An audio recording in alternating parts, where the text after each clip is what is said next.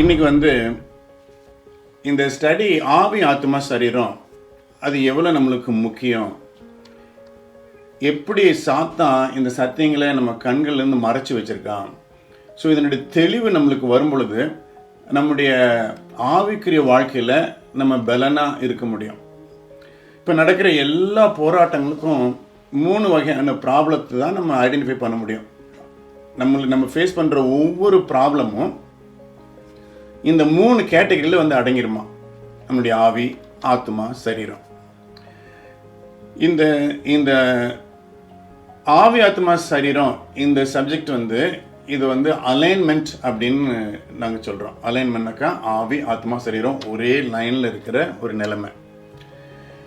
இது ஒரு sub section teaching of a figure teaching. அந்த பிகர் டீச்சிங் என்ன? Walking in the spirit. ஆவியில் எப்படி நடக்கிறது? நம்ம சின்ன குழந்தை நடக்கும், தட்டு மாதிரி நடக்கும், அப்புறம் தண்ணியில், அப்புறம் நம்ம கரடான பாதையில் நடக்கிறோம், இல்லை ஸ்லோப்பில் நடக்கிறோம், மண் பாதையில் நடக்கிறோம். ஆனால் ஆவியில் எப்படி நடக்கிறது? ஆனால் பைபிள் என்ன சொல்லுது? கலாத்தியர் 5:16 நீங்கள் தயவுசெய்து நீங்கள் பக்கத்தில் ஒரு நோட் புக் கையில் வச்சுக்கோங்க. இப்போ நான் சொல்கிற போகிறதுலாம் உங்களுக்கு நல்ல இன்ட்ரெஸ்டிங்காக இருக்கிற மாதிரி இருக்கும், புதுசாக இருக்கிற மாதிரி இருக்கும் சில பேருக்கு. ஆனாலும் நாளைக்கு உங்ககிட்ட கேட்டால் நீங்கள் மறந்துடுவீங்க. நீங்கள் அடுத்த நாள் இதை சொல்ல முடியலனாக்கா உங்களுக்கும் நம்ம அப்ளை பண்ண முடியாது. அது மட்டும் இல்லை, உங்களுக்கு வேண்டியவங்களுக்கு நீங்கள் சொல்லி அவங்களுக்கு சொல்லிக் கொடுக்கவும் முடியாது. ஸோ அது ஒரு நினைவில் வச்சுக்கொள்ளுங்க. நீங்கள் எவ்வளோ தூரம் நீங்கள் எழுதி காதில் கேட்குறீங்களோ 80% ரிட்டென்ஷன் கெப்பாசிட்டி வரும்னு சயின்டிஃபிக்காக சொல்லியிருக்காங்க. இங்கே நிறைய டாக்டர் பால் டேனிலாம் இருக்காங்க, ப்ரொஃபஸர்ஸ்லாம் இருக்காங்க.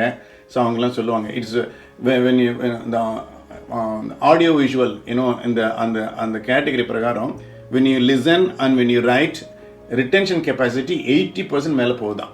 ஸோ அதனால் நீங்கள் தயவுசெய்து எழுத ஆரம்பிங்க. இப்போ கலாத்தியர் 5:16, Galatians chapter 5 verse 16 இது இந்த மாதிரி சொல்லுது. I say then, walk in the spirit, and you shall not fulfill the lust of the flesh or gratify the desires of the flesh. Pavul சொல்லுகிறாரு, கலாத்தியருக்கு எழுதின நிருபம் 5:16 பின்னும் நான் சொல்லுகிறது என்னவென்றால், ஆவிக்கேற்றபடி நடந்து கொள்ளுங்கள், அப்பொழுது மாம்ச இச்சையை நிறைவேற்றாதிருப்பீர்கள். அப்போ சில சமயம் நம்ம பைபிள் வசனங்களை எப்படி பார்க்கணும்னாக்கா நம்ம திருப்பி பார்க்கணும். இதுல என்ன சொல்லுது? நீங்க ஆவிக்கேற்றபடி நடந்து கொள்ளுங்கள், அப்போ நம்ம என்ன பண்ண மாட்டோமா? மாம்ச இச்சையை நிறைவேற்றாம இருப்போம் அப்படின்னு. இப்போ இந்த மாம்ச இச்சையை நிறைவேற்றுனா நம்ம லைஃப்ல, அப்ப நம்ம ஆவிக்கேற்ற பாரு நடக்கல. இந்த மாதிரி திருப்பி பார்த்தா தான் சில சமயம் சில ஸ்கிரிப்சர்ஸை நம்மளுக்கு ரொம்ப தெளிவா தெரியும். இப்போ ஆவிக்கேற்றபடி நடக்கிறதுனா என்ன? இந்த ஆவிக்கேற்றபடி நடக்கிற மாதிரி இருக்கிற காரியங்கள் என்ன அப்படின்னாக்கா, கலாத்தியர் 5:19 நீங்க நிறைய மாம்சத்துக்குரிய காரியங்களை பற்றி ஒரு பெரிய லிஸ்ட்டு. அந்த லிஸ்ட்டு கிட்டத்தட்ட ஒரு 15 ஐட்டம் அதில் சொல்லப்படுது. கலாத்தியர் 5:19 பால்ராணியில் நீங்கள் படிக்கிறீங்களா? அது மாம்சத்தின் கிரியைகள் வெளியரங்கமாக இருக்கின்றன. அவைகள் விபச்சாரம், வேசித்தனம், அசுத்தம், காம விகாரம், விக்கிரக ஆராதனை, பில்லி சூனியம், பகைகள், விரோதங்கள், வைராகியங்கள், கோபங்கள், சண்டைகள், பிரிவினைகள், மார்க்க பேதங்கள், பொறாமைகள், கொலைகள், வெறிகள், களியாட்டுக்கள் முதலியானவைகளே. இப்படிப்பட்டவைகள் செய்கிறவர்கள் தேவனுடைய ராஜ்யத்தை சுதந்தரிப்பதில்லை என்று முன்னே நான் சொன்னது போல இப்பொழுதும் உங்களுக்கு சொல்லுகிறேன். இதுல நீங்க இந்த மாதிரி பெரிய லிஸ்ட் வரும் பொழுது நம்ம ஜாக்கிரதை படிக்கிறது. இதுல ஒரு 15 ஐட்டம் இருக்குது. நல்ல ஒவ்வொன்றா நீங்கள் அண்டர்லைன் பண்ணி பார்த்தீங்கன்னாக்கா ஒரு 15 ஐட்டம் அதில் சொல்லப்படுது. அதில் முதல்ல என்ன சொல்லப்படுது? Sexual immorality, impurity, debauchery, idolatry, witchcraft, hatred, discord na சண்டை, jealousy பொறாமை, fits of rage மூர்க்கமா இருக்கிறது, selfish ambition தன்னலமா இருக்கிற காரியங்கள், dissensions difference of opinion, factions, envy, drunkenness, orgies and the like. இந்த 15ம் மாம்சத்தின் கிரியைகள் அப்படின்னு போட்டிருக்கு. அதனால தான் 16வது வசனத்தில் போட்டிருக்கு. இந்த மாம்சத்தின் கிரியை, இந்த 19வது வசனத்தில் சொல்லப்பட்ட மாம்சத்தின் கிரியைகளை நீங்கள் நிறைவேற்றாமல் இருக்கணும்னா நம்ம என்ன பண்ணணுமா, ஆவிக்குரிய நடையில் ஒரு நடக்கணும். அப்படியே கீழே 23வது வசனம் வந்தீங்க, 22வது வசனம் வந்தீங்கன்னாக்கா ஆவிக்குரிய கனி பத்தி இது பேசுறது. இந்த ஆவிக்குரிய கனி என்னென்ன அப்படின்னு அதையும் நீங்க படிச்சிருங்க. ஆவியின் கனியோ அன்பு, சந்தோஷம், சமாதானம், நீடிய பொறுமை, தயவு, நற்குணம், விசுவாசம், சாந்தம், இச்சை அடக்கம், இப்படிப்பட்டவைகளுக்கு விரோதமான பிரமாணம் ஒன்றும் இல்லை. இப்போ ஆவியில நடக்கிறது எப்படின்னாக்கா இந்த ஆவியின் கனி அப்படின்னு போட்டிருக்கு. 19வது வசனத்தில் மாம்சத்தின் கிரியைகள் ப்ளூரலில் போட்டிருக்கு. ஆனால் 22ஆம் வசனத்தில் ஆவியின் கனி. ஸோ ஆவியின் கனினாக்க இது கனிகள்னு சில பேர் தப்பாக சொல்லிடுவாங்க. கனிகள் கிடையாது, கனி தான். அதாவது நீங்கள் நம்ம இந்தியாவிலையும் இப்போ பாஸ்கின் ராபின்ஸ் ஐஸ்கிரீம் வந்திருக்குன்னு நினைக்கிறேன் இல்லை? அதில் நீங்கள் பார்த்தீங்கன்னா 31 ஃப்ளேவர்ஸ் போட்டிருப்பாங்க. அது பி மாதிரி தான் இருக்கும். ஆனால் நல்லா பார்த்தீங்கன்னா 31 ஃப்ளேவர்ஸ் போட்டிருப்பாங்க. ஸோ ஐஸ்கிரீம் ஒன்று தான், ஆனால் டிஃப்ரெண்ட் ஃப்ளேவர்ஸ், ஸ்ட்ராபெரி, சாக்லேட்டு, வெண்ணிலா, இல்லை விதவிதமான ஃப்ளேவர்ஸ். அதே மாதிரி ஆவி ஒன்று தான், அது அந்த ஆவின்ற கனியில் 9 ஃப்ளேவரும். இப்போ நம்ம வாழ்க்கையில் ஃபேஸ் பண்ணுற எல்லா ப்ராப்ளமும் இந்த 15 லிஸ்டில் அடங்கிடும். நீங்கள் நல்லா ஒவ்வொருத்தரும் கவனிச்சு பாருங்களேன். நம்ம வாழ்க்கையில் வந்த ப்ராப்ளத்துக்கு மற்றவங்களோட பொறாமை, அதை பொறாமையினால் பண்ணப்பட்ட விச் கிராஃப்ட்டு, நம்ம நல்லா இருக்கோன்னு அவங்க பொறாமையினால, சொந்தக்காரங்கனால நம்மளுக்கு யார் நம்ம நிறைய ப்ராப்ளம் கொடுப்பா, சொந்தக்காரங்க தான், ரொம்ப க்ளோஸாக இருக்கிறவங்க தான். ஸோ அதெல்லாம் லிஸ்ட் பண்ணியிருக்கு. அதே மாதிரி ஆவின் கனின்னு வரும் பொழுது அன்பு, அது இச்சை அடக்கம், சாந்தம், பொறுமை, இது ஆவியின் கனி. நீங்கள் இது பேசும் பொழுது உங்கள் டோனேஷனும் வித்தியாசமாக இருக்கும். கனி, அன்பு, இது நீங்கள் மாம்ச இச்சைகளை கொள்ளும்போது பொறாமை, ஒரு ஒரு ஒரு வைராக்கியமாக வரும். ஸோ ஈவன் அந்த ஏரியாலேயே அந்த ஸ்பிரிச்சுவல் ரெக்கக்னேஷன் வருதுன்னு சொல்கிறாங்க. இப்போது இந்த ஆவிக்குரிய மனுஷன் எப்படி இருப்பான்? ஆவிக்குரிய மனுஷன் எப்படி இருப்பான்?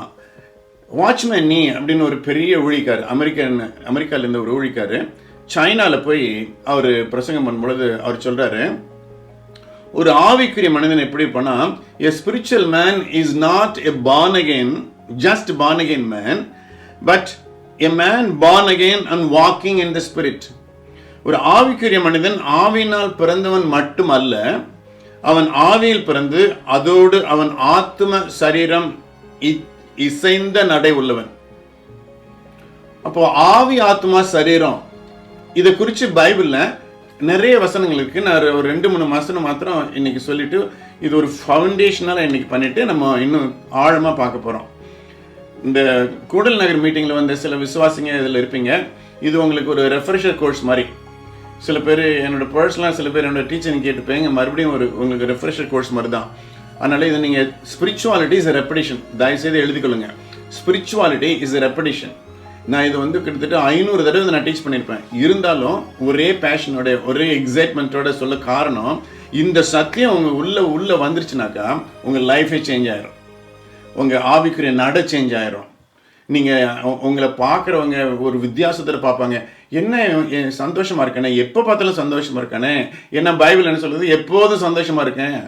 உங்கள் அக்கௌண்ட்டில் பணம் இருக்கும்போது மாத்திரம் சந்தோஷம் இல்லை, என் பொண்டாட்டி என்னை விட்டு ஓடி போயிட்டா அப்போ மாத்திரம் அப்போ கூட சந்தோஷமாக இருக்க முடியுமா? பணம் இருந்தால் தான் சந்தோஷமாக இருக்க முடியுமா? சொத்து இருந்தால் தான் சந்தோஷமாக இருக்க முடியுமா? எப்படி எல்லா நிலைமையிலும் நன்றியோட, சந்தோஷத்தோட, சமாதானத்தோட, ஒவ்வொருத்தரோட கூடிய மட்டும் சமாதானத்தில் இருக்க முடியும்? கண்டிப்பாக இருக்க முடியும். ஒன்றும் பைபிள் கரெக்டு இல்லை, நம்ம போகிற வாழ்க்கை முறை கரெக்டு. நம்ம வாழ்க்கை முறை சரியா இல்லை, Bible correct. Somebody said, when the Bible and the culture collides, Bible will stand all through the history. ஒரு ஹல்லேலூயா சொல்லுங்க. Bible will stand all through the history. என்ன ஒவ்வொருத்தரோட philosophy, ஒவ்வொருத்தரோட ஐடியாலஜி மாறும், ஆனால் பைபிளோட கான்செப்ட், அதனோட சாராம்சம், அதனோட சத்தியம் மாறாது, மாற்ற முடியாது. ஏன்னா வேத வசனம் சொல்லுது, என்னுடைய வார்த்தையின் ஒரு உறுப்பாகிலும் கீழே விழாது. அவ்வளோ ஒரு பாண்டித்தியம், அதில் ஒரு சிக்னிஃபிகன்ஸ், அதில் மேக்னிடியூடு ஆண்டவர் அந்த வார்த்தையில் வச்சிருக்காரு. இப்போ எல்லாரும் இந்த 1 தெசலோனியன் 5:23 இந்த வசனத்தை எடுத்துக்கொள்ளலாம். தமிழ்ல படிக்கலாமா? சமாதானத்தின் தேவன் தாமே. படிங்கப்பா. சமாதானத்தின் தேவன் தாமே உங்களை முற்றிலும் பரிசுத்தமாக்குவாராக. உங்கள் ஆவி, ஆத்துமா, சரீரம் முழுவதும் நம்முடைய கர்த்தராகிய இயேசு கிறிஸ்து வரும்போது குற்றமற்றதாய் இருக்கும்படி காக்கப்படுவதாக. இது ஒரு ஆப்ஷன் கொடுக்கல, இது ஒரு கமாண்டா பவுல் சொல்றாரு.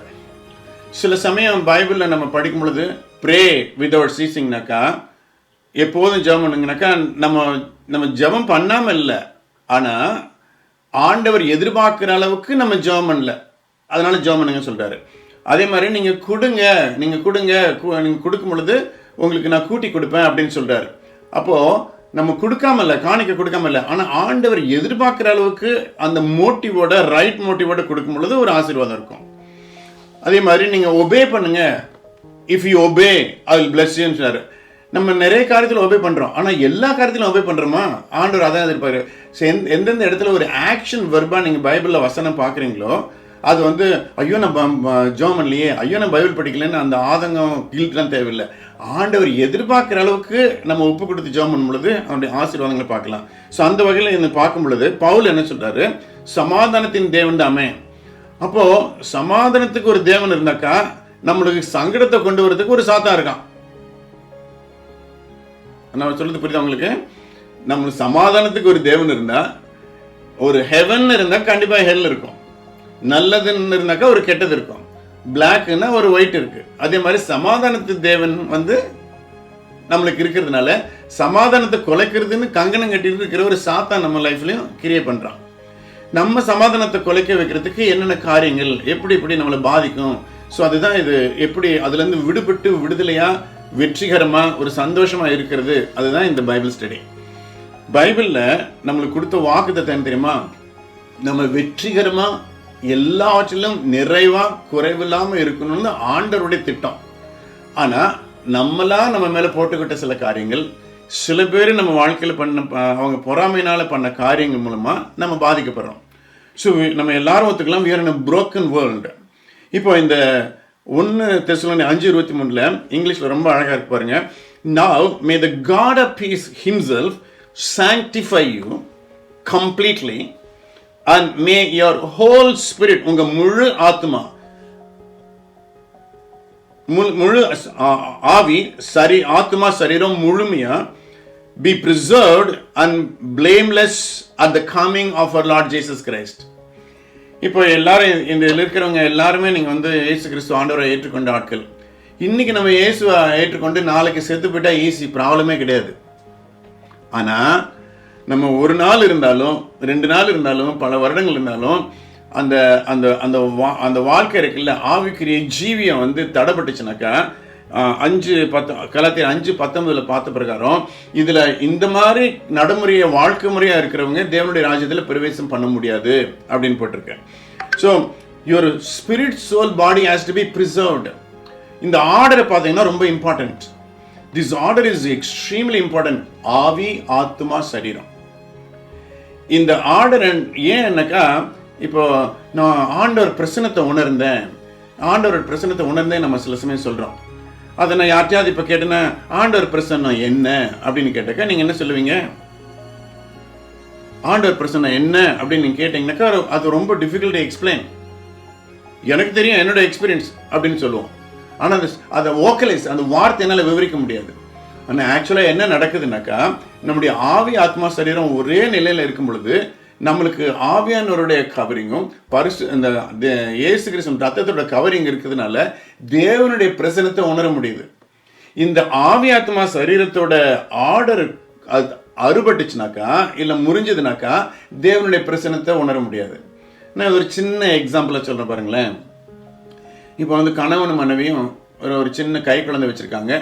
அவங்க சர்ச்சுக்கு கிளம்புறாங்க. சர்ச்சுக்கு கிளம்பும் பொழுது கரெக்டாக 9 மணி வச்சுன்னா சர்ச்சு எத்தனை மணிக்கு நம்மலாம் கிளம்புவோம்?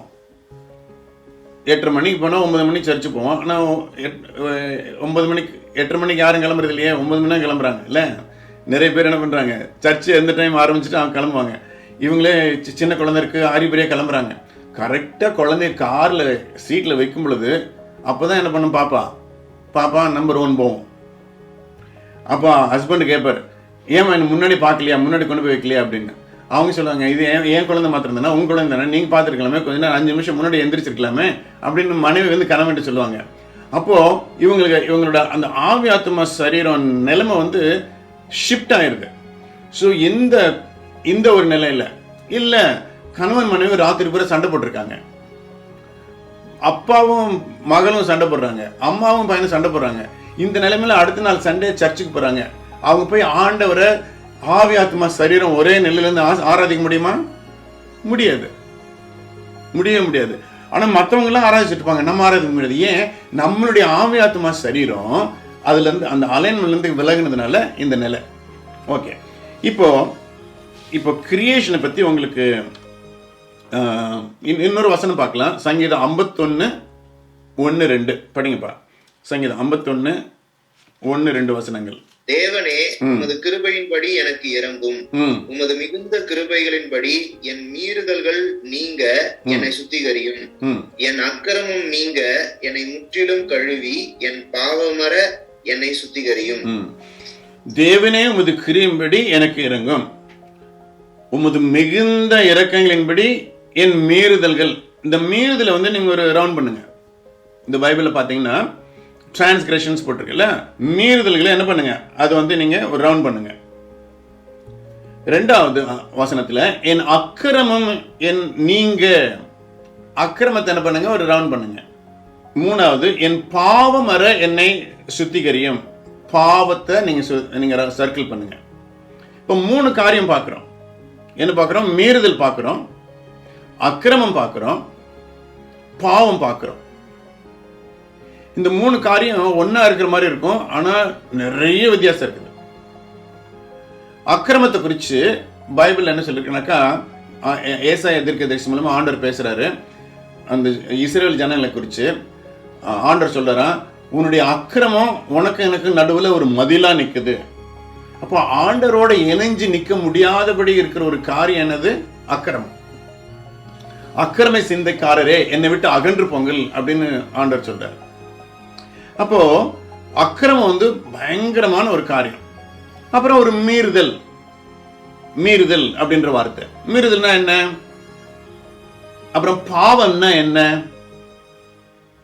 இதெல்லாம் நம்மளுக்கு தெரிஞ்சாதான் இந்த சங்கீதக்காரன் ஜெபம் பண்ற மாதிரி, ஆண்டவரே என் மீறுதலை என்னை விட்டு சுத்திகரியும், மீறுதலை என்ன சுத்திகரியும், அக்கிரமம் நீங்க என்ன முற்றிலும் கழுவி. வார்த்தைகளை கவனிங்க, அக்கிரமத்தை கழுவணுமா, பாவத்தை சுத்திகரிக்கணுமா, மீறுதலையும் சுத்திகரிக்கணுமா? இந்த வார்த்தைகளை பைபிளை படிக்கும்போது இந்த வார்த்தைகளை நீங்கள் கவனமாக பார்க்குறது ரொம்ப நல்லா இருக்கும். ஸோ இந்த டைமில் நான் ஒரு ஸ்லைடு நான் ஒன்று ஷேர் பண்ணிவிட்டு நான் அடுத்த பகுதிக்கு போகலாம். இதில் நீங்கள் பார்த்தீங்கன்னாக்கா, முதல்ல வந்து ஆவி ஸ்பிரிட், 2வது ஆத்மா, 3வது சரீரம் இருக்குது. இப்போ ஆவி, ஆத்மா, சரீரம், இந்த 3 காரியங்களை குறித்து தான் நம்ம வந்து இந்த அலைன்மெண்ட் பற்றி பேசிட்டு இருக்கோம். இப்போ ஆதியாகமம் 1:26 ஆண்டவர் ஒரு அற்புதமான வசனம் சொல்றாரு. தேவன் நம்ம அவருடைய சாயலாகவும் அவருடைய ரூபமாகவும் சிருஷ்டித்தார் அப்படின்னு போட்டிருக்கு. அது படிக்கிறீங்களா? 1:26. பின்பு தேவன் நமது சாயலாகவும் நமது ரூபத்தின்படியையும் மனுஷனை உண்டாக்குவோமாக, அவர்கள் சமுத்திரத்தின் மச்சங்களையும் ஆகாயத்து பறவைகளையும் மிருக ஜீவன்களையும் பூமி அனைத்தையும் பூமியின் மேல் ஊறும் சகல பிராணிகளையும் ஆளக்கடவர்கள் என்றார். தேவன் தம்முடைய சாயலாக மனுஷனை சிருஷ்டித்தார், அவனை தேவ சாயலாகவே சிருஷ்டித்தார், ஆணும் பெண்ணுமாக அவர்களை சிருஷ்டித்தார். இப்போ தேவன் எப்படி அவர் உண்டாக்குனார்னாக்கா, தமது சாயலாக தமது ரூபத்தின்படி. இது ரொம்ப முக்கியமான வசனம். நம்ம நிறைய நாள் நம்ம சபைக்கு போகிறோம். சில சமயம் இந்த மாதிரி சின்ன சின்ன காரியங்கள் டீப்பாக சொல்கிறதுக்கு வாய்ப்பு இல்லை. இந்த நம்முடைய ரூபம்னா என்ன?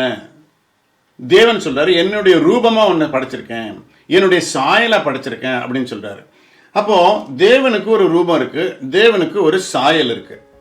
இது நம்ம புரிஞ்சுக்கணும். இந்த ஜெனிசிஸில் ஆதியாகமத்தில் 1ஆம் அதிகாரத்தில் கிட்டத்தட்ட ஒரு 6 தடவை ஒரு படைப்பை குறித்து பேசப்படுது. ஒவ்வொரு தடவையும் படைப்பை குறித்து பேசும் பொழுது ஆண்டவர் என்ன சொல்றாரு, இந்த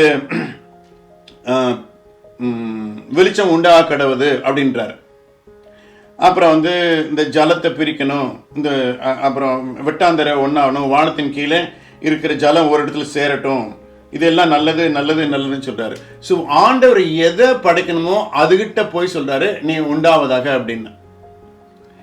இப்போ 1ஆம் அதிகாரத்திலேருந்து நம்ம வந்துடலாம், 1ஆம் வசனத்திலேருந்தே வந்துடலாம். முதல்ல இந்த நிலைமை நம்ம வாழ்க்கையில் எப்பவும் இருக்குது. நல்ல கவனிங்க. 2வது வசனம், பூமியானது ஒழுங்கின்மையும் வெறுமையுமாய் இருந்தது, ஆழத்தின் மேல் இருள் இருந்தது, தேவ ஆவியானவர் ஜலத்தின் மேல் அசைவாடி கொண்டிருந்தார். இப்போ பூமியானது ஒழுங்கின்மை, அப்போ there was a disorder, வெறுமை, there is an emptiness, இருள், there is a darkness. இந்த 3 காரியம் இருந்தாலும் தேவன் அசைவாடும் போது முதல்ல என்ன படைக்கிறார் பாருங்களேன். என்ன படைக்கிறாரு? தேவன் வெளிச்சம் உண்டாக கடவுதா. இப்போ இருள் இருக்குது, வெளிச்சம் இருக்குது. இந்த இருளுக்கு ஹீப்ரு ரூட் வேர்டு பார்த்தாக்கா இக்னரன்ஸ். எல்லாம் எழுதிக்கொள்ளுங்க. Darkness equals ignorance. இந்த இக்னரன்ஸ், இந்த டார்க்னஸ் வெளியே போறதுக்கு ஒரே ஒரு வழி என்ன? அங்க வெளிச்சம் உண்டாகணும். நீங்க ஒரு ரூம் உள்ள வந்து சுவிட்ச் போட்டீங்கன்னாக்கா 2 காரியம் நடக்கும். ஒன்று வெளிச்சம் வரும், இன்னொன்று இருள் விலகும். ஸோ இருள் விலகணும்னா வெளிச்சம் வந்தாகணும். அதுதான் ஏசு என்ன சொல்ற, நான் உலகத்துக்கு வெளிச்சமா இருக்கேன். இப்போ உங்களுக்கு புரிய நினைக்கிறேன். வெளிச்சமா இருந்தா அவர் லைட்டை வச்சுட்டு, டார்ச் லைட்டை வச்சுட்டு போறாரா? அப்படி கிடையாது. Is a light of the revelation. அப்போ அந்த ரெவலேஷன் இருந்தாதான்.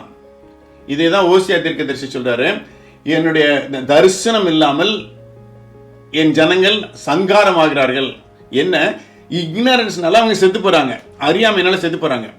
நான் எப்படி படைக்கப்பட்டேன், ஆண்டவர் நீங்க என்ன குணாசல் கொடுத்துருக்காரு, நான் எப்படி அவர் எதிர்பார்க்கிற வெற்றிகரமான வாழ்க்கை வாழ முடியல அப்படின்னு எனக்கு அறியாம இருக்கிறதுனால, வேத வசனத்தோட வல்லமை இல்லாதனால ஆண்டவர் வச்சிருக்கிற ஸ்டாண்டர்டுக்கு என்னால வாழ முடியல. இப்போ முதல்ல லைட் உள்ள வருது. இது அப்படியே செடி, மரம், கொடி எல்லாம் வருது. இதுல என்ன அழகுன்னு பாத்தீங்கன்னாக்கா, இது எல்லாத்தையும் போய் படைக்கும் பொழுது எதுகிட்ட போகணும், எது படைக்கணுமோ அதுகிட்ட பேசுறாரு. இப்ப மரம், செடி, கொடி வேணும்னா எங்க போய் பேசினாரு ஆண்டவர்? மண்ணுகிட்ட போய் பேசுறாரு. மீன் அந்த வகைகள் வரணும், திமிங்கலம் வரணும்னாக்கா கடல் தண்ணிட்ட பத்தி பேசுறாரு. ஆகாய பறவைனா வானத்தை குறித்து பேசுறாரு. ஸ்டார்ஸ் வரணும்னா இந்த ஃபோமம்கிட்ட பார்த்து பேசுறாரு, நட்சத்திரங்கள் உண்டாவதாக அப்படின்னு. ஆனா மனுஷனை படைக்கும் போது அவர் யார்கிட்ட பேசுறாரு? அவர்கிட்டே பேசுகிறார். நல்ல கவனிங்க, அவர்கிட்டே பேசுகிறார்.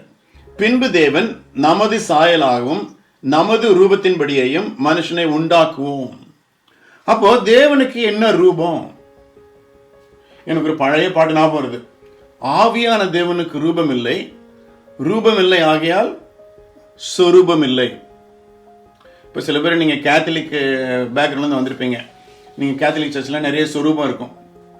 அது வந்து வழக்கப்படி பண்ண ஆரம்பிச்சிட்டாங்க. ஆனால் ஆவியா டியூட்ரானமி 20ஆம் அதிகாரத்தில் கிளியராக போட்டிருக்கு, எனக்கு வானத்திலையும் பூமியிலையும் கீழே தண்ணிலையும் எந்தவித ரூபமும் வைக்கக்கூடாது, ஏன்னா நான் ஆவியாகவே இருக்கிறேன் அப்படின்னு யோவான் அதிகாரத்தில் நம்ம பார்க்குறோம். 2 யோவான் 3 யோவான்ல பார்க்குறோம். தேவன் ஆவியாகவே இருக்கிறார். ஸோ தேவனுடைய ரூபம் என்னது? எல்லாம் சொல்லுங்க. தேவனுடைய ரூபம் என்னது? ஆவி.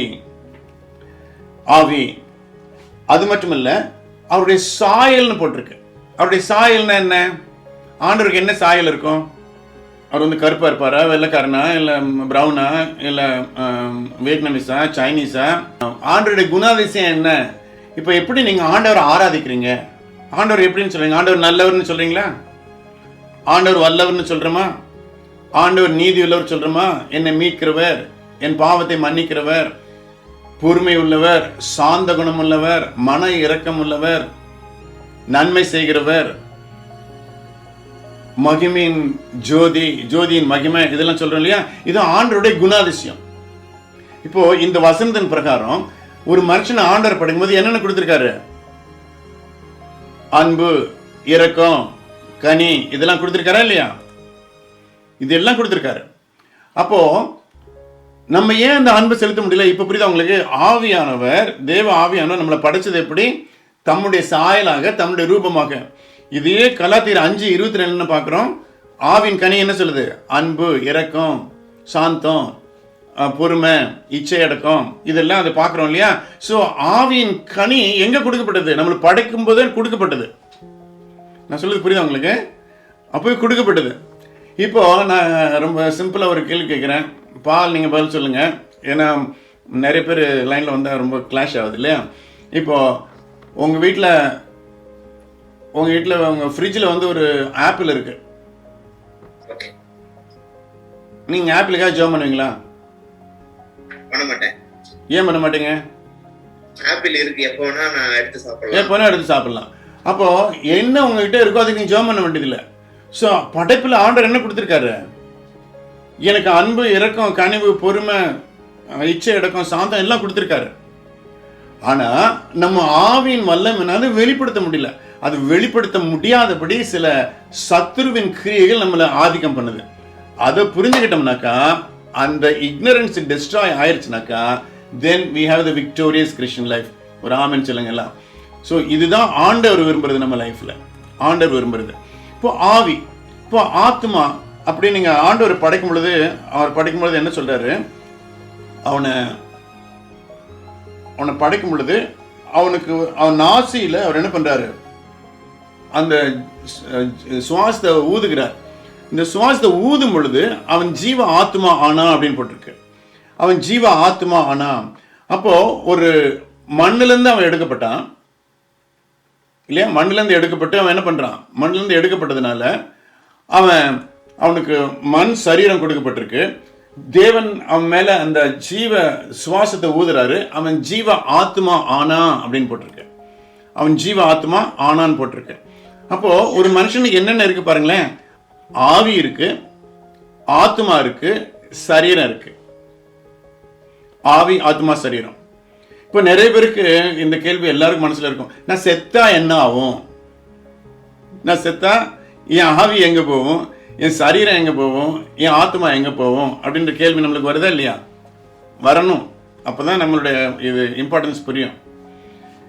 இந்த பிரசங்க அதிகாரத்தில் பிரசங்கி என்ன சொல்றான்? 12ஆம் அதிகாரத்தில் என்ன சொல்றான்? நம்ம இறந்து போகும்பொழுது நம்ம மண்ணிலிருந்து எடுக்கப்பட்டதுனால நம்ம மண்ணுக்கே திரும்பி போயிடுவோம்.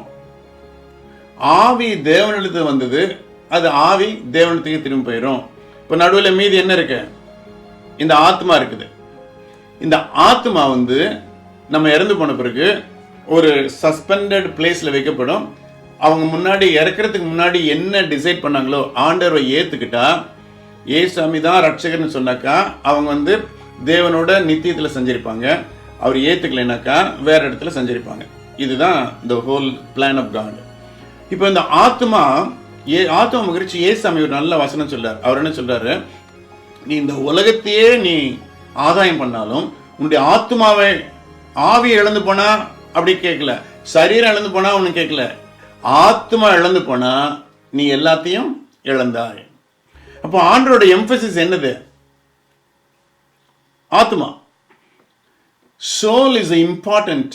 நம்ம லைஃப்ல வர பேட்டில் எங்க வருது? நம்மளுக்கு பேட்டில் லைஃப் இந்த ரெண்டு காதுக்கு நடுவில் நம்ம மனசில் தான் battle. So the battle of the mind அப்படின்னு சொல்றாங்க. So we have the battle in our mind that we are not able to overcome the battle. Why? There are forces of the enemy constantly attacking. இந்த அலைன்மெண்ட்டை குலைக்கிறதுக்கு அவன் விதவிதமான வகையில் வந்து பண்றதுனால நம்ம வந்து அதனோட அந்த அந்த அலைன்மெண்ட் இல்லாதனால ஆண்டோட பிரசனத்தில் முடியல. ஆண்டோட பிரசனத்தில் இல்லாதனால நம்ம ஸ்பிரிச்சுவல் ப்ரொடெக்ஷன் இல்லை. நம்ம ஆண்டோட சத்தத்தை கேட்க முடியல. நம்ம ஸ்பிரிச்சுவல் மெச்சூரிட்டி இல்லை. இதனால நம்ம வந்து சாத்தானுடைய கண்ணிகளுக்கு நம்ம நம்ம நம்ம பாதிக்கப்படுறோம் அப்படின்னு நம்ம பார்க்குறோம். இப்போ தேவன் எப்படி உண்டாக்குனார்? இந்த ஆவி, ஆத்மா, சரீரத்தில் இந்த ஆத்மா இருக்கு இல்லைங்க, ஆத்மால வந்து 3 காரியங்கள் வந்து போட்டிருக்கு. So mind, will, emotion. இந்த மைண்ட் என்ன பண்ணுது? எல்லா நினைவுகள், நம்ம மனசுல நினைவுகளை வைக்கிற இடம் தான் mind. How we think. The will, I will do it, I will kill, I will choose. So இந்த choosing எங்க வருது? இந்த will வருது. நம்ம எடுக்கிற முடிவுகள், நம்ம தீர்மானம், நான் இவனுக்கு நன்மை செய்யணும்னு ஒரு தீர்மானம் பண்ணுவோம், இல்லை அவனுக்கு தீமை செய்யணும், அவனுக்கு வந்து பில்லி சுனி வச்சு அந்த குடும்பத்தையே அழிக்கணும்னு தீர்மானம் பண்ணுவோம். ஸோ முடிவுகள்லாம் எந்த இடத்துல? நம்ம வில்ல எடுக்கிறோம். இந்த எடுக்க முடிவுகள் ஒரு ஆக்ஷன், அந்த ஆக்ஷனை நம்ம பாடி பயன்படுத்துகிறோம். அந்த பாடி பயன்படுத்தினால வர உணர்ச்சிகள் எந்த இடத்துல ஃபீல் பண்ணுவோம்? ஆத்மாவில் நம்ம ஃபீல் பண்ணுவோம். So we are all connected. இப்போ முதல்ல ஆண்டவர் என்ன பண்றாரு, ஆதாமை படைக்கும் பொழுது ஒரு 2 விதமான காரியங்களை வச்சு படைக்கிறார். அவனை சாதாரணமாக படைக்கல. மீன் வேணும்னா நேராக கடலுக்கு தண்ணிட்டு போய் மச்சங்கள் உண்டாவதாக சொன்னார், அது வந்துருச்சு. ஆகாயத்து பறவைகள் வானத்தை பார்த்து சொன்னார், அது வந்துருச்சு. அதே மாதிரி மரம் செடி கொடி மிருகங்கள் எல்லாம் வந்துருச்சு. ஆனால் மனுஷனை படைக்கும் பொழுது ஆண்டவர் 2 விதமான காரியங்களை பார்க்குறாராம். ஒன்று வந்து, அதுக்கு முன்னாடி ஒரு சின்ன கேள்வி கேட்க ஆசைப்படுறேன். எத்தனை பேர் ஆண்டவர் வந்து சிருஷ்டிகர், கிரியேட்டர்னு யார் யார் விசுவாசிக்கிறீங்க? அவர் காட் இஸ் அ கிரியேட்டர் இல்லையா? Is a creator. இப்போ கிரியேட்டர்,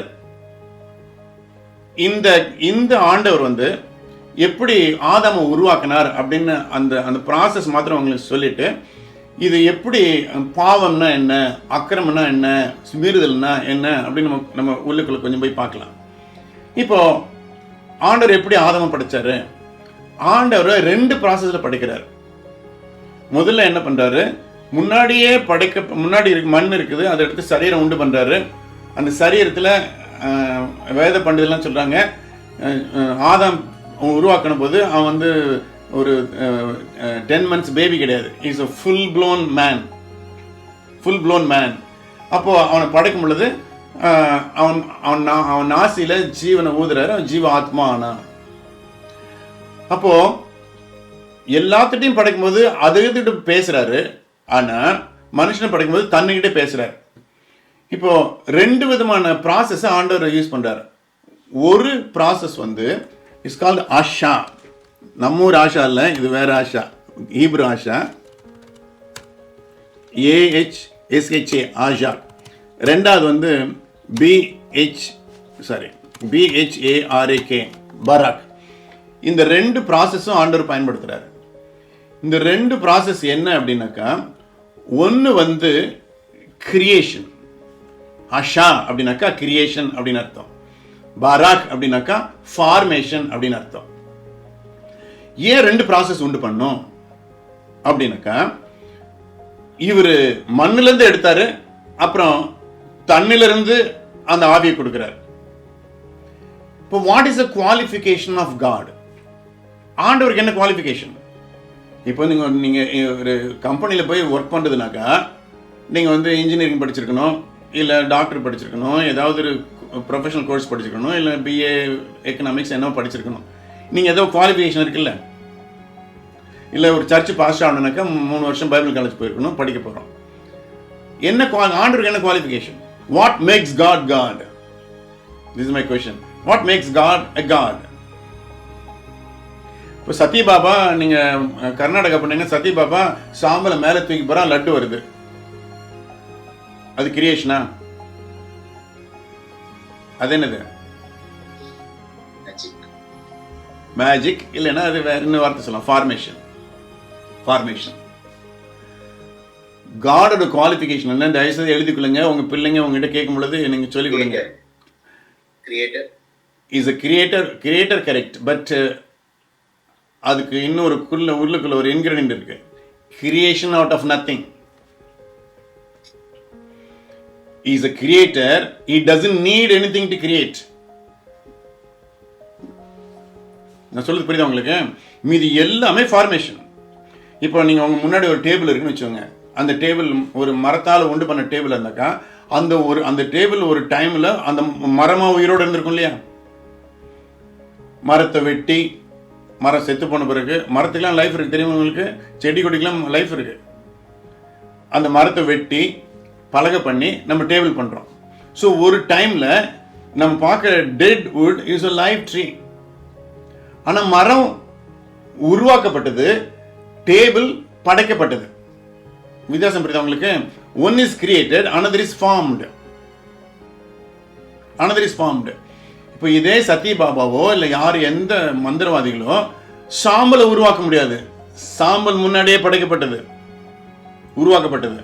அதை எடுத்து அவங்க ஏதாவது பண்ணலாம் ஒழிய அவங்களா ஒன்றும் பண்ண முடியாது. அதனால தான் குளோனிங், இப்போ நிறைய குளோனிங் வந்திருக்குல்ல, குளோனிங்கில் என்ன பண்ண முடியாது, அவங்க they cannot give this soul. ஒரு மனுஷனை இன்னொரு மனுஷனா குளோன் பண்ணலான்னு பண்ணியிருக்காங்க, சயின்டிஃபிக்காக பண்ணுறாங்க. ஆனால் அவங்களுக்கு ஆத்மா கொடுக்க முடியாது. அவன் நினைக்கிறத இவங்க கம்ப்யூட்டர் லாங்குவேஜ் சொல்லி தான் தீரணும் ஒழிய அவனுக்கு ஆத்மா கொடுக்க முடியாது. ஆத்மா கொடுக்க முடியல, உணர்ச்சியை கொடுக்க முடியாது. இது யாரு கொடுக்க முடியும்? ஆண்டவர் மட்டும் தான் கொடுக்க முடியும். ஆமென் சொல்லுங்க. Only God can give. So God is a creator out of nothing. Why nothing? He spoke to himself. He spoke to himself and Adam was alive. So ஒரு மனுஷனை எப்படி define பண்ணலாம்னாக்கா, he is a man with a earthen vessel having a soul inside and he is having a spirit. இதுதான் ஒரு மனுஷனோட qualification. இந்த few years முன்னாடி நம்ம அமெரிக்காவில் ஒரு ரிசர்ச் பண்ணாங்க, ஒரு செத்த பாடியோட நிலைமை எப்படி இருக்குன்னு. நீங்கள் எங்கள் அம்மா இருந்தாங்க, எங்கள் அப்பா இருந்தாங்க, அப்புறம் மாமனார் மாமியார் இருந்தாங்க. மாமனார் மாமியார் இருந்து 2 வருஷம் ஆச்சு. இப்போ போய் அந்த கல்லறை நோண்டி பார்த்தீங்கன்னாக்கா கொஞ்சம் எலும்பு சதையெல்லாம் தெரியும். இன்னும் எங்கள் அப்பா அம்மா கல்லறை நோண்டி பார்த்தா அங்கே என்ன இருக்கும்? ஒன்றும் இருக்காது. அங்கே என்ன தெரியுமா இருக்கும்? அந்த அந்த அட்டை, அந்த பெட்டி கூட அப்படியே சுண்ணாம்பா போயிருக்கும். ஆனால் அது திறந்து பார்த்தீங்க, அது உள்ள நோண்டி பார்த்தீங்கன்னாக்கா ஒரு ஆள் படுத்துட்டு இருக்கிற மாதிரி, அதே மாதிரி ஒரு ஒயிட் ஸ்பாட்ஸ் ஃபுல்லாக இருக்கும். அது நத்திங் பட் கால்சியம் மினரல்ஸ். இது ஒரு ஆளோட கால்சியம், இந்த மினரல்ஸ் எல்லாம் சேர்த்து கால்குலேட் பண்ணி ஒரு காஸ்ட் போடுறாங்க. ஏன்னா அதில் வந்து நிறைய மினரல்ஸ் இருக்குனால காஸ்ட் போடுறாங்க. அந்த காஸ்ட்டுக்கு எவ்வளோ தெரியுமா விலை? 75 cents. ஒரு மனுஷன் இறந்தா ஒரு 10 வருஷம் 20 வருஷம் கழிச்சு அவனை நோண்டி பார்த்து அவன் உடம்புல இருக்கிற கெமிக்கலை விற்றா எவ்வளோ வருமா? 75 cents. இதுக்கு தான் இத்தனை மேக்கப்பு, இத்தனை ஃபவுண்டேஷன் நம்மளுக்கு. ஸோ நம்ம ஒர்த்து இல்லாத இடத்துக்கு நம்ம நிறைய செலவு பண்ணுறோம். எது ஒர்த்தோ அதை நம்ம விட்டுட்டோம். So we have the misplaced priority. So இப்போ ஆண்டவர் எப்படி படைக்கிறாரு? அவனை ஆவி ஆத்மா சரீரமாக படைக்கிறாரு. இப்போ இதுக்கு முன்னாடி நான் இன்னொரு முக்கியமான ஒரு காரியம் சொல்லி ஆகணும். ஏன்னா இதுதான் ஃபவுண்டேஷன். நான் இப்போ சொல்கிறது எல்லாமே ஒரு ஃபவுண்டேஷனல் டாக்ட்ரின். இதுதான் பேசிக் கிறிஸ்டியன் ஐடியாலஜின்னு சொல்லலாம். பாவம் எப்படி பறக்குது, அக்கிரமம் எப்படி வருது, இந்த பாவம்னா என்ன, அக்கிரமம்னா என்ன, மீறுதல்னா என்ன, இதை நம்ம குயிக்காக பார்த்துடலாம். பாவம்னா என்ன? பாவத்தை எப்படி டிஃபைன் பண்ணுறது? Any thoughts? யாருக்காவது தாட்ஸ் இருக்கா? பாவம்னா என்ன? தேவனுடைய பிரசன்னத்தை விட்டு விலகும் போது பாவம் நம்மளை சூழ்ந்து கொள்ளும். எல்லாம் கைத்திடுங்க அவருக்கு. பிரமாதம். என் வேலை ஈஸி பண்ணிட்டார் அவர். அப்போ வந்து கொலை, கற்பழிப்பு, பலாத்காரம், வன்மம், இதெல்லாம் அதை எப்படி சொல்லுவீங்க பிரதர்? இப்போ வந்து பாவம் வந்து தேவனுடைய பிரசன்னத்தை விட்டு விலகி நிற்கிறதுன்னு சொல்லியிருக்கீங்க. அப்போ பாவங்கள்னா என்ன? பாவம் வேற, பாவங்கள் வேற. நான் இப்படி திருப்பி சொல்றேன், இப்போ கொஞ்சம் ஈஸியா இருக்கும். இப்போ கொலை பாவமா, கற்பழிப்பு பாவமா, பலாத்காரம் பாவமா, பொறாம பண்றது பாவமா, திருடுறது பாவமா?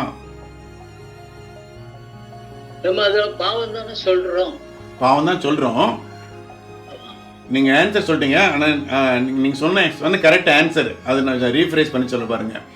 பாவ செயல்கள். இப்போ பாவ செயல் எப்போ வரும்? நம்ம பிரதர் சொன்ன டைம்ல தான் வரும். தேவனுடைய பிரசன்னத்திலிருந்து விலகி நிற்கும் பொழுது என்ன கிரியை பண்றோமோ அதுதான் பாவ செயல்கள். ஸோ பாவங்கள் வேற, பாவம் வேற. பாவம், sin is a separation from the presence of God. But any activity you do when you are away from the presence of God, that is the sins. பைபிளை படிக்கும்போது நீங்கள் நல்லா கவனிச்சு படிங்க. சின்ஸ்ன்னு இருக்கும், அப்புறம் சின்னு இருக்கும். அதே மாதிரி சின்ன எஸ்ன்னு பைபிளில் போட்டால் ஹியூமன் ஸ்பிரிட், பெரிய எஸ் போட்டால் ஹோலி ஸ்பிரிட். ஸோ இந்த டிஸ்டிங்ஷன் நீங்கள் புரிஞ்சுக்கிறது ஈஸியாக இருக்கும். ஸோ பாவம் எங்கே பிறக்கும்? பாவம் ஆவியில் பிறக்குது. சரி, இப்போ ஒரு ஓட்டு போட்டலாம். பாவம் வந்து ஆவியில் தான் பிறக்குது. பாவம் வந்து ஆவியில் பிறக்குது. இந்த எந்த இடத்துல சிந்தை வருதோ அந்த இடத்துல ஆத்மா வந்துருமா? யார் சொன்னாங்களோ அது கிளாரிஃபிகேஷன். சிந்தைன்னு வந்துச்சுனாக்கா அந்த இடத்துல ஆத்மா வந்துடும். அப்போ பாவம் வந்து ஆவியில் பிறக்குது. இது அடுத்த லெவல். ஒவ்வொன்றா சொல்லும்போது உங்களுக்கு ஈஸியாக புரிஞ்சிடும். இந்த தேவனுடைய பிரசன்னத்தில் இருந்து விலகி நிற்கும் பொழுது அப்போ நம்ம யாரோட ஆதிக்கத்தில் இருக்கோம்? தேவனுடைய பிரசன்னத்தில் இல்லைன்னா நம்ம யாரோட ஆதிக்கத்தில் இருப்போம்? சாத்தான் ஆதிக்கத்தில் இருப்போம். இப்போ சாத்தானோட குவாலிஃபிகேஷன் என்ன? நம்ம திருட, நம்ம கொல்ல, நம்ம அழிக்க வந்திருக்கான். ஸோ அவனோட காரியங்களை நம்ம மூலமா அவன் வந்து நிவர்த்தி பண்ணுவான். இப்போ ஒரு பூலோகத்தில் வந்து இந்த இந்த நான் ஒவ்வொன்றா சின்ன சின்ன காரியமாக உங்களுக்கு சொல்கிறேன். ஆனால் ரொம்ப டீப் ட்ரூத்து உங்கள் எல்லா மனசுலையும் தயவு செய்து நீங்கள் நாம வச்சுங்க. இப்போ separation from the presence of God. இந்த separation from the presence of God எப்போ வரும், ஏன் வரும்? நம்ம ஆவியும் பரிசுத்த ஆவியும் இணைஞ்சு இல்லாமல் இருந்தால் அந்த டைமில் தான் இதில் உள்ள நுழைவதுக்கு ஒரு வாய்ப்பு. இப்போ அக்கிரமம் எங்கே பிறக்கும்? ஆத்துமாவில் பிறக்கும். இப்போ வந்து நான் கொலை பண்ண போகிறேன்னு வச்சுக்கோங்க. யாராவது கொலை பண்ண போகிறேன், நான் உடனே போய் கொலை பண்ணுவேன்னா? நான் பிளான் பண்ணுவேன். அந்த பிளான் எங்கே பண்ணுவேன்? நான் என் மனசில் பிளான் பண்ணுவேன். ஒருத்தருக்கு விச்கிராஃப்ட் பண்ணணும்னு நினைக்கிறேன். எனக்கு தீங்கு பண்ணிட்டாங்க, அவங்க மேலே எனக்கு பொறாமை. நானும் ஒரே கிளாஸ் போனோம், ஆனால் அவன் மாத்திரம் நிறைய பணம் பண்ணுறான். அவன் எப்படி பணக்காரானா? என்னை ஏமாத்திட்டு பண்ணானே, அதனால அவன் ஒழிஞ்சு போகணும். ஒரு சம்பவம் ஞாபகம் வருது. ரோசி வீட்டில் ஒரு குடுத்தனர் இருந்தாங்க. ஒரு ஹிந்து ஈரோடு அப்படின்ற பகுதியிலேருந்து வந்து ஒரு குடும்பம் இருந்தாங்க. அவர் வந்து டிரைவர். அவர் சொந்த கார் வச்சிருந்தாரு. கம்பெனிக்கு எக்ஸிக்யூட்டிவ்ஸு கார் டிரைவ் பண்ணுவார். அவர் நல்ல பணம் பண்ணிருந்தார். அவரை பார்க்கறதுக்கு அவரோட சொந்தக்காரங்க ஒரு தூரத்து ஒன்று விட்ட சித்தப்பாவோட பையன் வரான். அவன் வந்து அவனுக்கு ஏதோ பண பிரச்சனை. அண்ணன்கிட்ட கேட்குறான், எனக்கு பணம் கொடு அப்படின்னு. என்கிட்ட இல்லைப்பா, பணம் இல்லை, நான் எல்லாம் வெளியில் கொடுத்துட்டேன் அப்படின்னு. நீ எனக்கு கொடுக்க மாட்டியா? நீ எப்படி வாழ்ந்துருவ அப்படின்னு போய் அண்ணா நகரில் ஒரு கேத்தலிக் பிரீஸ்ட் அவர்கிட்ட பயன்படுத்தி பில்லி சீனியம் பண்ணுறான். பில்லி சீனியம் பண்ணி இந்த ஆள் என்ன ஆகுது? ஆக்சிடென்ட், திடீர்னு ஆக்சிடென்ட். அதுக்கு முன்னாடி வயிற்று வலி.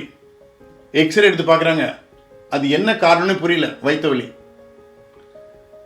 இந்த மாதிரி காரியங்கள், பில்லி சீனியமான காரியங்கள் எக்ஸ்ரேல தெரியாது, ஒன்றும் தெரியாது, மெடிக்கலாக கண்டுபிடிக்க முடியாது. இவர் பிறல்றாரு வீட்டில், வழியில் வேலைக்கு போக முடியல, வேற வழி இல்லாமல் அவர் வருமானம் குறைஞ்சது, ஆல்மோஸ்ட் தெருவில் நிற்கிறாங்க. நாங்கள் 97 ஊருக்கு போயிருந்த போது நான் சாபம் ஆசீர்வாதம் குறித்து அவங்க வீட்டில் சின்ன டீச்சிங் பண்ணப்போ அவரோட பையன் என்கிட்ட கேட்குறான், அங்கிள் இது உண்மையா? சாபம் உண்மையா? ஆசீர்வாதம் உண்மையா? நாங்கள் ஒரு இந்து குடும்பத்தில் இருக்கோம், இது உண்மையா அப்படின்னு கேட்குறான்.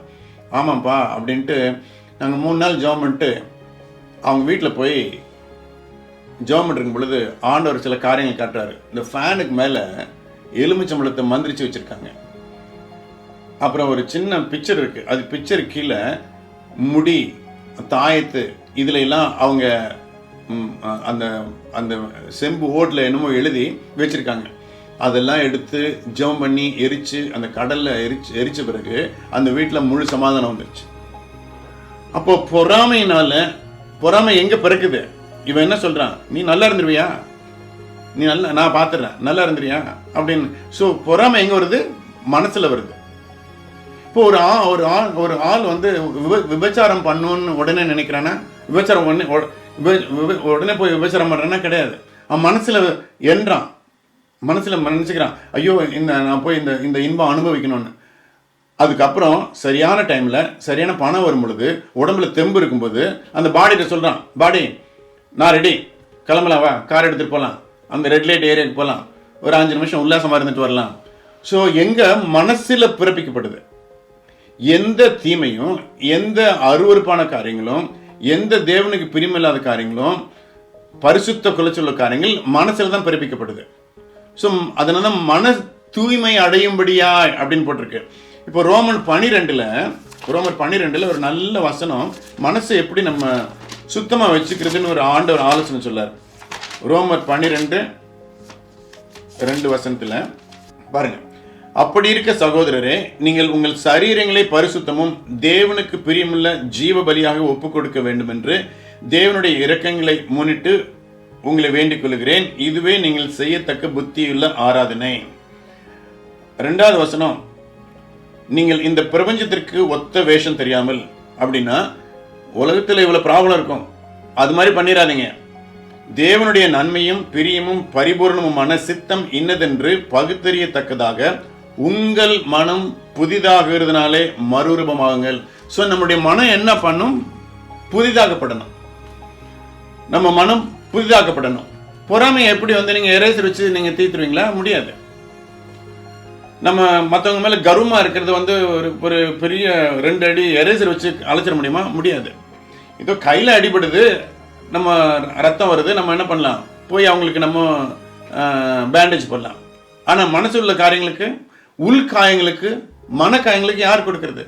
என் புருஷன் இப்படி இருக்கானே, என் புருஷன் இந்த மாதிரி தாந்தோண்டித்தனமா இருக்கானே, ஒரு பெண் பெத்தனா இருக்கானே, ஒண்ணுமே செயலற்று இருக்கானே அப்படின்னு மனசுல இருக்கிற உள்காயத்துக்கு நீங்க எந்த மருந்து போடுவீங்க? நீங்க டாக்டர்கிட்ட போயிருப்பீங்க. டாக்டர் என்ன சொல்வார்? அம்மா, என்ன மருந்து கொடுத்தாலும் உங்க மனசு சரியில்லை, உங்க மனசு சரியா போயிடும், இனிமே எந்த மருந்துக்கு ஒர்க் பண்ணாது அப்படின்னு டாக்டர் சொல்ல நம்ம கேட்கிறோம். ஸோ மனசை நம்ம எப்படி புதிதாக்குறது? மனசை புதிதாக்க ஒரே ஒரு வழி, தேவனுடைய வசனத்தினால நிறைஞ்சிருக்கணும், அவ்வளவுதான். ஓகே, அடுத்தது சரீரம். இந்த டிரான்ஸ்கிரஷன், இந்த மீறுதல் எங்க நடக்கும்? மீறுதல் எங்க நடக்கும் நீங்க பாத்தீங்கன்னாக்கா, நம்ம சரீரத்துல இந்த மீறுதல் நடக்குமா? நம்ம சரீரத்துல இந்த மீறுதல் நடக்கும். அப்போ இந்த சரீரம் மீறுதல் ஆறதுக்கு ஒரு சரீரம் கண்டிப்பா தேவை. மீறுதல்னா என்ன? இப்போ வந்து நம்ம ஊர்ல வந்து மெட்ராஸ்ல இல்லை மதுரையில் ஸ்பீட் லிமிட் இருக்கான்னு தெரியல. வெளியூர்லாம் ஸ்பீட் லிமிட் போர்டு போட்டிருப்பாங்க, 40 கிலோமீட்டர்ஸ் இல்லை 50 மைல்ஸ் பெர் ஸ்பீட்னு. நாங்கள் இருக்கிற பகுதியில் நாங்கள் 75 மைல் பெர் ஹவர் வரைக்கும் போகலாம். சில இடத்துல 65 போகலாம், சில இடத்துல 50 போகலாம். ஸ்கூல் இருக்கிற இடத்துலலாம் ஒரு 25, 20 இருக்கும். நம்ம ஊர்லேயும் இருக்குது சில இடத்துல பார்த்துருக்கேன், எல்லா இடத்துலையும் இல்லை. ஏன் போடுறாங்க? இந்த இடத்துல நீங்கள் மெட்ராஸில் வந்து ஓடிஎஸ்னு ஒன்று இருக்குது, ஆஃபீஸர் ட்ரைனிங் ஸ்கூல்னு, தாம்பரம் போகிற வழியில் மீனம்பக்கம் தாண்டி. அப்போது அந்த பர்டிகுலர் இடத்துல டெய்லி கிட்டத்தட்ட எவனா செத்து போவான் ஒரு அடி. இன்னும் யாருக்கும் என்ன புரியல. அங்கே அந்த இடத்துல ஒரு பர்டிகுலர் இடத்துல அந்த கர்வா வரும், வண்டி வர தெரியாது, அடிச்சு டெய்லி ஒரு சாவு வரும். ஸோ இப்போ மீறுதல் அப்படின்னாக்கா, இது ஸ்பீடு 20 போகணும் தெரியும் எனக்கு, ஆனால் தெரிஞ்சு என்ன பண்ணுறேன், அதை மீறி போகிறேன். இதில் இந்த நம்ம குழந்தைகிட்ட என்ன சொல்கிறோம்? நீ இந்த ஸ்டவ் வந்து சூடாக இருக்கு, இந்த தோசைகள் சூடாக இருக்கு, தொடாதேன்னு சொல்கிறோம். தொட்டா சுடுன்னு சொல்கிறோம். அந்த குழந்தை என்ன பண்ணுது? வேணும்னே தொடுது. இதே மாதிரி நீ கல்யாணத்துக்கு முன்னாடி கல்ல வரவு வச்சுக்க கூடாது, அது இருந்தால் உன் குடும்பம் பாதிக்கப்படும்னு சொல்கிறோம். அப்படி வந்து இப்போ இருக்கிற வாழ்வு பிள்ளைங்க என்ன பண்ணுறாங்க? 75% of Christian children they have a sex before marriage. So சரீரத்தில் ஒரு மீறுதல் பண்ணுறாங்க. இது தேவனுடைய சித்தத்துக்கு அவங்க ஒப்பு கொடுக்கல. எனக்கு ஞாபகம் இருக்குது, மெட்ராஸில் நான் இருக்கும் பொழுது எக்மோரில் அந்த யூனிவர்சிட்டி கிரவுண்ட் இருக்குது. அந்த எக்மோர் வழியாக போகும்பொழுது ஒரு ரயில்வே கேட் இருக்கும், அந்த போஸ்ட் இருக்கும் இல்லையா, அந்த ட்ரெயின் வந்துச்சுன்னா போஸ்ட் இருக்கும். நாங்கள் ரொம்ப சைக்கிளில் போவோம். சைக்கிளில் போகும் பொழுது அந்த ட்ரெயின் வரும், ஆனாலும் என்ன பண்ணுவோம், அந்த போஸ்ட் இருக்கும், இந்த சைக்கிளை இப்படி மடிச்சுட்டு உடம்பு வளைச்சிக்கிட்டு போவோம். நம்ம சும்மா கிராஸ் பண்ணி போயிருப்போம், ட்ரெயின் போவோம். ஸோ அந்த ரயில்வே போஸ்ட் ட்ராக்ல நீங்கள் பார்த்தீங்கன்னாக்கா ஒரு சின்ன போர்டு போட்டிருப்பான். என்ன போட்டிருப்பான்? அபாயம் அப்படின்னு ஒரு மண்டையோடு போட்டிருப்பான். அந்த மண்டையோட அர்த்தம் என்ன? ட்ரெயினும் நீயும் மோதுனா நீ செத்து போயிடுடா, நீ செத்து போனா உன் மண்டையோட இப்படி இருக்கும்னு. அதை பார்த்து கூட என்ன பண்றோம்? மீறுதல் பண்றோம். இது நீ பொறாமப்படக்கூடாதுன்னு தெரிஞ்சு பொறாமப்படுறோம்ல, அது வந்து ஒரு மீறுதல். இவனை அழிக்கணும், இவனை அடிச்சா செத்து போயிடுவான், நல்லா தெரியும் அப்படின்னு அடிக்கிறோம்ல, அது மீறுதல். ஸோ தேவனுடைய திட்டத்துக்கு சரீரபூர்வமா அதை மீறி பண்ற காரியங்கள் வந்து இந்த லிஸ்ட்ல வந்து அடங்கிடும். ஸோ ஆவி இருக்குது, இந்த ஆவி இருக்குது, அதுல பாவம் பிறப்பிக்கப்படுது. ஆத்மா இருக்கு, ஆத்மால அக்கிரமம், குற்ற மனசாட்சி இதெல்லாம் இங்க வந்துருது. பாடியில சரீரம் வந்துருது. இப்போ நான் என்னுடைய ஆவி தேவனிடத்து வந்ததுனால இப்போ நான் இந்த கேள்வி கேட்குறேன். இப்போ வந்து எத்தனை நாள் நீங்க அதிகமாக ஃபாஸ்டிங் இருந்தீங்க? யார் யார் 2 வாரம் ஃபாஸ்டிங் இருந்திருக்கீங்க? நீங்கள் எல்லாம் கை உயர்த்த முடியாது, என்னால் பார்க்க முடியாது. எத்தனை பேர் நீங்கள் ஃபாஸ்டிங் இருந்திருக்கீங்க? 1 வாரம் இருக்கலாம், 2 வாரம் இருக்கலாம், இல்லை 60 நாள் இருக்கலாம். நான் ஒரு 40 நாள் வரைக்கும் ஒரு டைம் ஃபாஸ்டிங் இருந்திருக்கேன், ஒன்றுமே குடிக்காம. அதுக்கு மேலே முடியல. நம்ம வந்து ஒரு டைமில் வந்து நம்ம பாடி செத்து போயிடுது. ஏன் செத்து போகுது? நம்ம உடம்புல பலன் இல்லை. ஏன் பலன் இல்லை? நம்ம சாப்பிடல. இந்த சாப்பாடு எங்கேருந்து வருது? நம்ம சாப்பிட்ற சாப்பாடுலாம் எங்கேருந்து வருது? பூமியிலேருந்து வருது. இந்த மரம், செடி கொடி, பருப்பு வகைகள், இல்லை மிருகம், நடமாற மிருகம், மீன், இதெல்லாம் எடுத்து நம்ம சாப்பிட்றோம். அதனால நம்மளுக்கு வந்து பலன் இருக்குது. ஸோ மண்ணிலேருந்து நம்ம எடுக்கப்பட்டதுனால, மண்ணிலேருந்து அந்த சோர்ஸ்லேருந்து வர பொருள் மூலிமா நம்ம என்ன பண்ணுறோம்? நம்ம என்ன பண்ணுறோம்? ஜீவிக்கிறோம். நல்லா புரியுது நான் சொல்லுறது? புரியுதா உங்களுக்கு? நான் மண்ணிலேருந்து எடுக்கப்பட்டதுனால, நம் மண்ணிலேருந்து அட்டாச் பண்ணிருதுன்னா உயிர் வாழ முடியும். அப்போ என்னுடைய சரீரம் உயிர் வாழணும்னாக்கா, ஜீவனோடு இருக்குனாக்கா என்ன பண்ணணும்? பூமியிலேருந்து வர உணவு வகைகள் என் உடம்புல போகணும், அவ்வளோதான். அப்படி போறேன், I must be attach to the source, otherwise I will tie. இதுதான் பிரின்சிபல், இதுதான் பேசிக் பிரின்சிபல். அதே மாதிரி ஆத்மாவுக்கு ஒரு ஃபுட்டு, ஆத்மாவுக்கு ஃபுட்டு வேதத்தின் பிரகாரம் வேத வசனம். வேத வசனம் ஆத்மாவை உயிர்ப்பிக்கும் அப்படின்னு சங்கீதம் 19 படிக்கிறோம். தேவனுடைய வசனம் நம்ம ஆத்மாவை உயிர்ப்பிக்கும், பேதைகளை ஞானியாய் மாற்றும் அப்படின்னு போட்டிருக்கு. ஸோ ஆத்மாவுக்கு உணவு என்ன? இப்போ ஆத்மாவுக்கு உணவு கொடுக்கல, ஆத்மா செத்து போயிடும். இதுதான் பவுல் சொல்றாரு, உன்னுடைய உள்ளான மனிதன் பலப்படும்படி நீ மனசினால மறுரூபமாகுங்கள் அப்படின்னு சொல்றாரு. நம்ம மனசு மறுரூபமாகுனா வேத வசனம் நிறைஞ்சிருக்கணும். நம்முடைய ஆவி தேவனுடைய பரிசுத்த அவருடைய இணைஞ்சு நிற்கும் பொழுது அப்பதான் இந்த அலைன்மெண்ட் நம்ம கிளீனா மெயின்டைன் பண்ண முடியும். அப்படி இல்லைனாக்கா நம்ம வந்து இறந்து போயிடுவோம். இப்போ உங்களுக்கு புரியும் நினைக்கிறேன். நம்ம ஆவி இறந்துச்சுன்னா தேவனுடைய ஆவியோட இணைஞ்சிரும். நம்ம சரீரம் செத்துச்சுனாக்கா நம்ம மண்ணுக்குலேருந்து எடுக்கப்பட்டதெல்லாம் மண்ணுக்கு போயிடும். இந்த ஆத்மா மாறம் ஒரு சஸ்பெண்டட் டேங்க்ல வச்சு நம்ம இறக்கிறதுக்கு முன்னாடி என்ன முடிவு பண்ணுமோ, இயேசுவை அறிந்து கொண்டா இயேசுவோட ஜீவிக்கலாம், இயேசுவை அறியலைனாக்கா வேற ஆளோட சாத்தானோட ஜீவிக்கலாம். ஸோ இதுதான் நம்ம கற்றுக்கொள்ள வேண்டிய காரியம். இப்போ அடுத்த லெவல் நம்ம போயிடலாம். இது ஒரு ஆள் ரட்சிக்கப்படும் பொழுது என்ன ஆகுது? இது இப்போ இங்கே இருக்கிற எல்லாருமே கிட்டத்தட்ட 108 பேர் இருக்கீங்க. இந்த 108 பேரும் ஆண்டவர் அறிஞ்ச பிள்ளைங்க. இப்போ நான் வந்து இன்னைக்கு 5 வருஷத்துக்கு முன்னாடியோ 10 வருஷத்துக்கு முன்னாடியோ சில பேர் பரம்பரையாக நீங்கள் ரட்சிக்கப்பட்டிருக்கலாம். அவங்க ரட்சிக்கப்பட்டப்போ என்ன ஆச்சு அப்படின்னு கேட்டால் நம்ம என்ன சொல்ல முடியும்? இல்லை உங்கள் பிள்ளை வந்து கேட்குறாங்க, அப்பா ரட்சிப்புனா என்ன? ரட்சிப்பு நடக்கும் பொழுது என்ன எனக்கு ஆகுது? ஆவிக்குரிய மண்டலத்தில் என்ன ஆகுது? ஆத்ம ரீதியில் என்ன ஆகுது? சரீரத்தில் என்ன ஆகுது அப்படின்னு உங்க மகனோ மகளை கேட்டாக்க நம்ம என்ன பதில் சொல்லுவோம்? How to you define salvation? ஒரு 5 வயசு பையன் புரியுற மாதிரி நம்ம எப்படி சொல்ல முடியும்? இருளிலிருந்து விடுதலை கிடைக்கிறோம். இருளிலிருந்து விடுதலை. Okay, you are coming close. You are coming close. அப்புறம் நரகத்திலிருந்து நம்மள தப்பிக்குது. நரகத்திலிருந்து தப்பிக்குது. பிரச்சனையிலிருந்து விடுதலை கிடைக்குது. நீங்க இன்னைக்கு ரட்சிக்கப்பட்ட போது இன்னைக்கு உங்களுக்கு பிரச்சனை இருந்து விடுதலை கிடைச்சதா? வெளிச்சத்துக்குள்ள வர்றோம் பாஸ்டர். ஆமா, இன்னைக்கு ரட்சிக்கப்படுறீங்கம்மா. இன்னைக்கு உங்களுக்கு பிரச்சனை இருந்து விடுதலை வந்துச்சா? இல்லையே. அன்னைக்கு இருளிலிருந்து வெளிச்சத்துக்கு வர்றோம் பாஸ்டர்.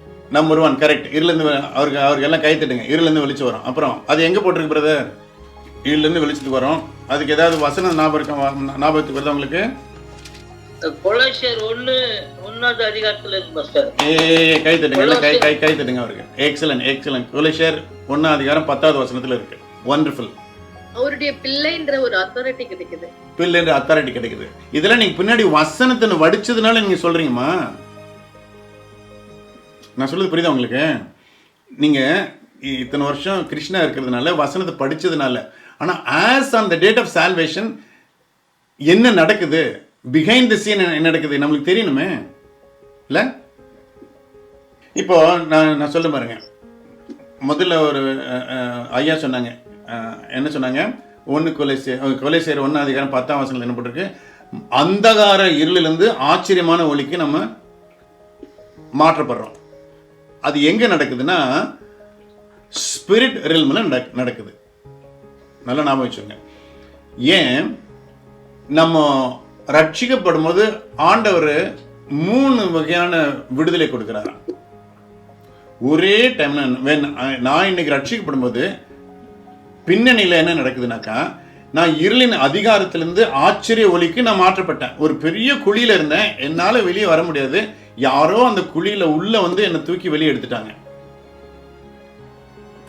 சோ அந்த பாவம் மன்னிக்கப்பட்டதுனால எனக்கு என்ன இல்லை, நரகம் இல்லை. So I'm delivered from the condemnation of hell. நரகத்துல நான் ஜீவிக்க முடியாதபடி என்னை விடுவிக்கிறது என்னுடைய ஆவி நிலைமையில நடக்கிற ஒரு சம்பவம். ரெண்டாவது, ஆத்மாவில் ஒரு மாற்றம் வருது. ஆத்மாவில் என்னது? நம்முடைய மனசு வந்து இஸ் ரெனியூடு. இமிடியேட்டாவில் ரெனியூவல் ஆறதுக்கு ப்ரொவிஷன் கொடுத்துட்டாங்க ஆண்டவர். இப்போ வந்து சாபம் எல்லாம் அந்த ஆத்மாவில் தான் வரும். இப்போ இயேசுவின் ரத்தம் கலாத்தியர் 3:13 போட்டிருக்கு. இயேசுவின் ரத்தம் சகல சாபத்தையும் நீக்குன்னு போட்டிருக்கு இல்லையா? அப்போ நம்ம இயேசுவின் ரத்தம் நமக்கு சாபத்தை விட்டு விலகுது இல்லையா? அது டேட் ஆஃப் சால்வேஷன். ஆஸ் அந்த டேட் ஆஃப் சால்வேஷன் அந்த ப்ரொவிஷன் கொடுத்திருக்காங்க. அந்த ப்ரொவிஷன் கொடுக்கப்பட்டிருக்கு. You are set free from curses. மூணாவது, அதே நாள்ல இது எல்லாம் ப்ரொவிஷன். நல்ல ஞாபகம் வச்சுங்க, இதெல்லாம் ப்ரொவிஷன். மூணாவது, சரீரத்தில் ஹீலிங் ஆண்டவர் கொடுக்கிறாரு. ஹீலிங் எப்படி ஆண்டவர் கொடுக்கிறாரு? அவருடைய தழும்புகளால் நம்ம குணமானோம். ஒரே டைம்ல ஆவியில வந்து ஒரு ஒரு அஷூரன்ஸ் என்ன, நம்ம ஆண்டவரோட ஜீவிக்க போறோம், நரத்துக்கு போக மாட்டோம். ரெண்டாவது, நான் வந்து சாபத்திலிருந்து விலக்கப்பட்டேன். மூணாவது, என் சரீரத்தில் ஒரு ஒரு ஒரு சுகம், தேக சுகம் இருக்குது. இப்போ நம்ம என்ன பண்ணுவோம்? இந்த சின்னர்ஸ் பிரேயர், இந்த மன்னிப்பு ஜெபம் செய்யும் பொழுது, ஆனால் என் பாவத்தை மன்னிச்சிருங்க, உன் பிள்ளைய மாற்றுங்கன்னு சொல்லும் பொழுது நம்ம இந்த ஃபர்ஸ்ட் லெவலில் தான் இருக்கோம். ஆனால் அந்த டைமில் நம்ம சாபத்தையோ என்னுடைய ஹீலிங்க்கோ ஆண்டவர் ப்ரொவிஷன் கொடுக்குறாருன்னு நம்மளுக்கு அந்த அவேர்னஸ் இன்னும் வரல. இதுதான் ஒரு கிறிஸ்துவ வாழ்க்கையில் சாத்தா மறைக்கப்பட்ட ஒரு சத்தியம் நான் ஃபீல் பண்ணுறேன். எப்படி நரகத்திலேருந்து ஒரு விடுதலை நிச்சயமாக நம்ம நம்புகிறோமோ, அதே மாதிரி நம்மளுக்கு என்ன பண்ணுறாங்க, நம்ம உடம்புல சுகத்துக்கும் ஆண்டவர் ப்ரொவிஷன் கொடுத்துருக்காரு, நம்ம சாபத்திலேருந்து விலகிறதுக்கும் ஆண்டவர் ப்ரொவிஷன் கொடுத்துருக்காரு. சில கிறிஸ்தவங்க நான் பார்க்குறேன், சாபமே இல்லைன்னு சொல்கிறாங்க. சாபமே இல்லைன்னு சொல்கிறாங்க. சில கிறிஸ்தவங்க என்ன சொல்கிறாங்க, 1 கொரிந்தியர் சில வசனங்களை படிச்சு 11ஆம் அதிகாரம் 12ஆம் அதிகாரம் 13ஆம் அதிகாரம் படிச்சுட்டு இப்போ ஹீலிங் தேவையில்லைன்றாங்க. ஆனால் ஆண்டவர் என்ன சொன்னார்? என்னுடைய தழும்புகளால் நீ குணமானான்னு சொல்லிட்டாரு. என்னுடைய பாவத்துக்கு நான் ஆண்டவரோட இணைஞ்சு இருக்கிறதுக்கு நான் அவரை நம்புறேன். ஆனால் சில சமயம் என்னுடைய பாடி ஹீல் ஆகிறதுக்கு நான் நம்புறதில்லை. சில டினாமினேஷன் வந்து ஆண்டவர் இன்னைக்கும் சுகம் கொடுக்கான்னு நம்பல. இதுதான் சால்வேஷன் நம்மளுக்கு வரும் பொழுது ஆண்டவர் நம்மளுக்கு கிருபையா கொடுத்த காரியங்கள் இதுதான். அதனால இதை கேட்குற யாரும், இந்த கிட்டத்தட்ட எத்தனை பேர் இப்போ 109 110 பேர் இருக்கீங்க, 110 பேர் மனசுல ஆழமா பதிஞ்சு கொள்ளுங்க. எப்படி பால் டானியல் சொன்னாங்களோ, ஆப்பிள் வந்து ஃப்ரிட்ஜில் இருக்குது, ஆனால் நான் போய் எடுத்து சாப்பிடணும். அதே மாதிரி பாவத்துக்கு நம்ம எடுத்துக்கிட்டோம், அதே மாதிரி நம்ம என்ன பண்ணணும், என்னுடைய சாபத்துக்கு ஆண்டவர் பலியானீர், அதுக்கும் நம்ம ஆண்டவர் ஆத்மால ஒரு விடுதலை கொடுப்பார். ஹீல்டு, சரீரத்தில் ஆண்டவர் ப்ரொவிஷன் வச்சிருக்காரு. இதுக்கு 3மே ப்ரொவிஷன் கொடுத்துருக்காரு. நம்ம ப்ரொவிஷனை போய் எடுத்துக்கணும், அவ்வளோதான், வேற ஒன்றும் கிடையாது. நம்ம 7 கடல் தாண்டி போக வேண்டியதில்லை, 7 வானங்களை தாண்டி போக வேண்டியதில்லை. நம்ம வார்த்தை அறிக்கையினால, ஆண்டவரே உங்களுடைய வார்த்தையின்படியே நீங்கள் வந்து ஒன்றுக்குள்ள கொலோசியர் 1 சொன்னீங்களே, இன்னும் இருளிலிருந்து நீக்கி ஆச்சரியமான ஒளிக்கு கொண்டாந்துட்டீங்க. ஆண்டவரே ஸ்தோத்திரம். என்னுடைய உடம்புல இருக்கிற எல்லா நோய்களுக்கும் நீங்கள் பரிகாரியாக இருக்கீங்க, உமக்கு ஸ்தோத்திரம். என் மனசில், என்னோட கணவன் மனசில், என்னோட மனைவி மனசில், பிள்ளைங்க மனசில் ஒரு சாபக்கேடு இருக்குது, அவங்களால சிந்திக்க முடியல, அதுலேருந்து நீங்கள் விடுதலை கொடுத்துட்டீங்க, உங்களுடைய வார்த்தையின்படி நீங்கள் செய்யும் அப்படின்னு நீங்கள் ஜெபம் பண்ண ஆரம்பிக்கலாம். ஸோ இதுதான் இது நீங்கள் கற்றுக்கொள்ள வேண்டிய ஒரு காரியம். அடுத்தபடியாக இந்த பாயிண்ட்டை சொல்லிட்டு நான் முடிச்சலான்னு பார்க்குறேன். இது குயிக்காக சொல்லிட்டு முடிச்சிடறேன். இப்போது நம்ம யார் ஆண்டவரை ஆராதிக்கிறீங்க, யார் ஆண்டவரை துதிக்கிறீங்க, யார் ஆண்டவரை ஆராதனை பண்ணுறீங்க? நம்ம எல்லாருமே ஆண்டவரை துதிக்கிறோம், ஆண்டவரை ஆராதனை பண்ணுறோம். அப்போது நம்ம ஆண்டவரை துதிக்கும் பொழுது நம்ம நாவை பயன்படுத்தி, அதாவது நம்ம சரீரத்தில் இருக்கிற நாவை பயன்படுத்தி ஆண்டவரை துதிக்கிறோம். இதில் என்ன இருக்கு, முதல்ல பாடி பார்க்கலாம். நீங்கள் ஆண்டவரை துதிக்கும் பொழுது நீங்கள் எப்படி துதிக்கிறீங்க? நாவினால துதிக்கிறீங்களா? ஆண்டவர் ஆளு பிரகாரத்தில் வரீங்க, நீங்கள் வந்து ஆண்டவரை துதிக்கிறீங்க. இப்போ யாருக்குமே கொடுக்கப்படாத சில பாக்கியம் நம்ம தமிழ் மக்களுக்கு கொடுத்துருக்காங்க. அதாவது தமிழ்நாட்டில் இருக்கிற டெம்பிள்ஸ்லாம் பார்த்தீங்கன்னாக்கா வெளிப்பிரகாரம், உள்பிரகாரம், கருமூலம், இல்லைன்னா பரிசுத்த ஸ்தலம்னு சொல்லுவாங்க. இது யாராவது பூசாரிட்ட இல்லை அவங்ககிட்ட நம்ம போய் கேட்டிங்கனாக்கா, மத தலைவர்களை கேட்டிங்கனாக்கா, ஏன் வெளிப்பிரகாரம் இருக்குது, ஏன் உள்பிரகாரம் இருக்குது, ஏன் பரிசுத்த ஸ்தலம் இருக்குன்னாக்கா அவங்களுக்கு சொல்ல முடியாது. இதுக்கு பதில் எங்கே இருக்குன்னா லேவியர் ஆகமத்தில் தான் இருக்குது. இப்போ நம்ம சரீரத்தை பயன்படுத்தி, நல்லா கவனிங்க, சரீரத்தை பயன்படுத்தி நம்ம நாவை பயன்படுத்தி ஆண்டவரை துதிக்கிறோம். அது எங்கே துதிக்கிறோம்? வெளிப்பிரகாரத்தில் ஆண்டவரை துதிக்கிறோம். அதான் சங்கீதம் 100 நீங்கள் 100ஆம் சங்கீதத்தில் நீங்கள் பார்ப்பீங்க இல்லையா, உங்களுடைய வெளிப்பிரகாரத்தில் நான் ஆர்ப்பாட்டமாக ஆட்டம் கொண்டாட்டம் எல்லாம் வரும். அப்போ துதியில் வரும் பொழுது ஒரு சத்தம், ஒரு கம்பீரம், ஒரு உற்சாகம், எல்லாம் ஆர்ப்பரிப்பு, கலிப்பு எல்லாம் இருக்கும். இது அவுட்டர் கோட். அடுத்தபடியாக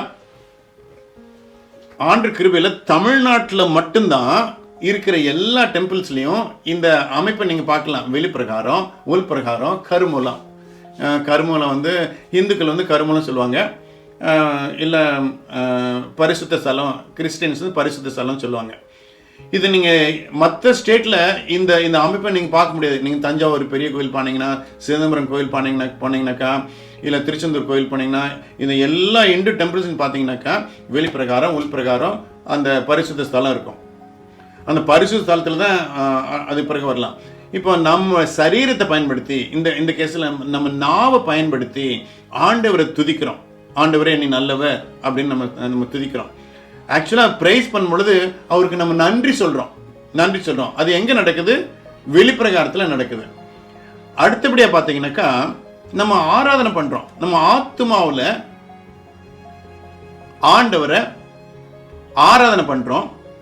இந்த ஆராதனை பண்ணும் பொழுது இந்த டைம்ல நான் என்ன பண்ணுறேன்? என்னுடைய நாவை பயன்படுத்துகிறேன், என்னோட உணர்ச்சிகளை, என்னோட மைண்டை பயன்படுத்துகிறேன். ஏன் மைண்டை பயன்படுத்துகிறேன்?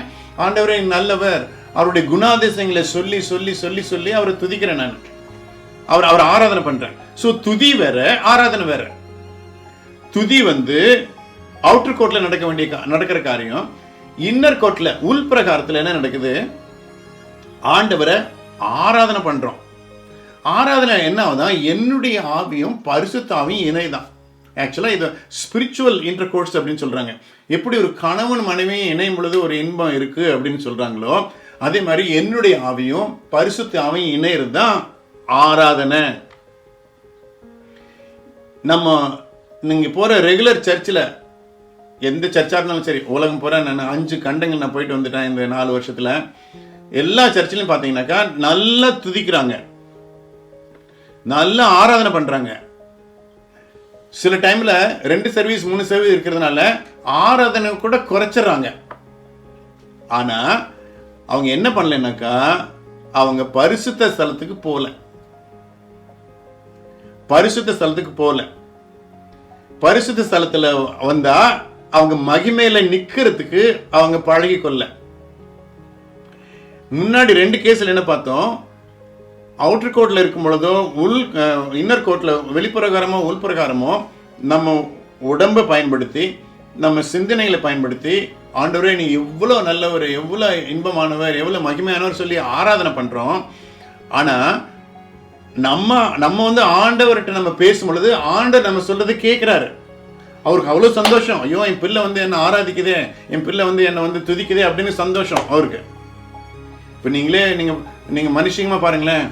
நீங்க உங்க மகன் வந்து உங்க அப்பாட்ட வந்து சொல்றான், அப்பா நீங்க மாத்திரம் எனக்கு இதெல்லாம் சொல்லி கொடுக்கலனாக்கா இந்த மாதிரி நான் மேலே வந்திருக்க முடியாது அப்படின்னா அப்பாவுக்கு ஒரு சந்தோஷம் தானே. அந்த மாதிரி நம்ம தேவனுடைய பிள்ளைகள் தானே போட்டிருக்கு. அப்போ நம்ம ஆண்டவரை ஆராதிக்கும் பொழுது துதிக்கும் பொழுது அவர் உண்மையாகவே சந்தோஷமா இருக்காரு. ஆனால் there is another level. இந்த லெவலில் தான் நம்ம மிஸ் பண்ணிட்டோம். இந்த லெவல் என்ன? 3வது லெவல் வந்து ஆண்டவர் நம்மோட பேசணும். அப்போ மகிமையில நிற்கும் பொழுது, பரிசுத்த ஸ்தலத்தில் மகிமையில நம்ம நிற்கும் பொழுது ஆண்டவர் நம்மகிட்ட பேசுவார். இதுதான் நம்ம கிறிஸ்துவ வாழ்க்கையில மிஸ் பண்ண ஒரு காரியம். நம்ம எல்லாரும் என்ன பார்க்குறோம்? ஒரு நம்ம பாஸ்டரு, நம்ம பிஷப்பு, இல்லை செல் குரூப் லீடரு, அவங்க வந்து ஆண்டோடைய பிரசன்னத்தில் நின்று, ஒரு அங்கிள் தினகரன், ஒரு மோகன் சிலாசரஸ், ஒரு ஆகஸ்டின் ஜெபகுமார், அவங்க ஆண்டோட பிரசன்னத்தில் நிற்குன்னு அவங்க கொண்டு ஒரு சத்தியத்தை நம்ம கேட்கலான்னு நம்ம எதிர்பார்க்குற மொழிய நம்ம ஆண்டருடைய மகிமையில நின்று ஆண்டோட சத்தத்தை நம்மளே கேட்கறதுக்கு நம்ம பழக்கப்படுத்திக்கல, நம்மளுக்கு சொல்லிக் கொடுக்கவும் படலை. நான் இந்த கான்செப்ட்ல நீங்க எந்த சர்ச்சுக்கு போனாலும் நீங்க உடனே ஐடென்டிஃபை பண்ணலாம். இவங்க வந்து பிரைஸ்ல மாத்திரம் நிக்கிறாங்களா, இல்ல வந்து ஆறால் நிக்கிறாங்களா, இல்ல உண்மையாவே பரிசுத்த ஸ்தலம் போறாங்களா? இது எப்ப நடக்கும்னாக்கா நீங்க இண்டிவிஜுவலா இது கேட்கிற ஒவ்வொரு விசுவாசியும், ஒவ்வொரு பாஸ்டரும் நீங்க பரிசுத்த ஸ்தலத்துல நிக்கிற அனுபவம் வந்து அதுல இருந்து வழிந்தோடுகிற அபிஷேகத்துல பண்றதான் ஊழியம். அங்கிள் தினகரன் அழகா சொல்வாரு, நம்மளுக்கு தெரிஞ்சதை ஸ்பீடாக பண்ணால் வந்து ப்ரைஸ் சாங்க, ஸ்லோவாக பண்ணால் வர்ஷிப் சாங்க. பைபிளில் எப்படி அங்கே போடவே இல்லை, ஆனால் நம்மளும் அதை பழக்கப்படுத்திட்டோம். ஃபாதர் பர்க்மன்ஸ் என்கிட்ட சொல்லுவார், என்ன ஜோசப் இது ஸ்பீடாக பண்ணால் ப்ரைஸ் சாங்க, சில பேருக்கு அது புரிய மாட்டேங்குதுன்னு ஆதங்கப்படுவார். ஸோ அப்போ நம்ம பரிசுத்த ஸ்தலத்தில் இருக்கும் பொழுது நம்ம வாயை மூடிக்கணும், ஆண்டவர் நம்மகிட்ட பேசணும். ஒரு ஹல்லேலூயா சொல்லுங்க, தாராளமா ஒரு ஹல்லேலூயா சொல்லுங்க, எல்லாம் ஓபன் பண்ணி சொல்லுங்க. நம்ம முடிக்க போற டைம்.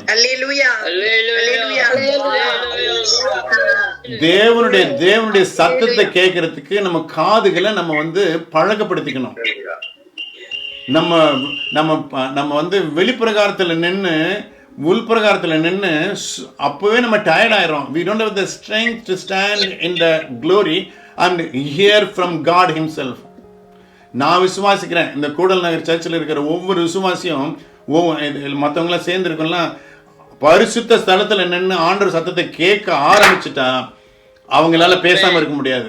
அவங்களால தேவனுடைய சத்தத்தை கேட்ட யாரும் அவருக்கு வைராக்கியமா நிற்காம இருக்க முடியாது. ஸோ இந்த நாள்ல இருந்து, இந்த ராத்திரில இருந்தே நீங்க பழக்கப்படுத்திக்கணும். அதனாலதான் நீங்க இந்த பிரைஸும் இந்த வர்ஷிப்பும் is a protocol to go and stand before the king. இப்போ நீங்க ரோம்ல வந்து போப், இந்த வேட்டிகன் சிட்டில போப்பை பாக்குறதுனாக்கா 1008 புரோட்டோகால் நீங்க உடனே பாத்திர முடியாது. அந்த லைனு இந்த லைனு, அந்த security, first level, second level, third level. ஏன் நம்ம ஊர்ல நம்ம சீஃப் மினிஸ்டர் எம்.கே. ஸ்டாலின் உங்க ஊருக்கு வருதுனாக்கா எத்தனை புரோட்டோகாலாக இருக்கு. இப்போ இருந்துட்டு 5 வருஷம் கழிச்சு இந்த பதவியை விட்டு போறாங்களா, எடுக்க போறாங்களா, இந்த ஆளுக்கு இந்த கதினா, தேவாதி தேவன் ராஜாதி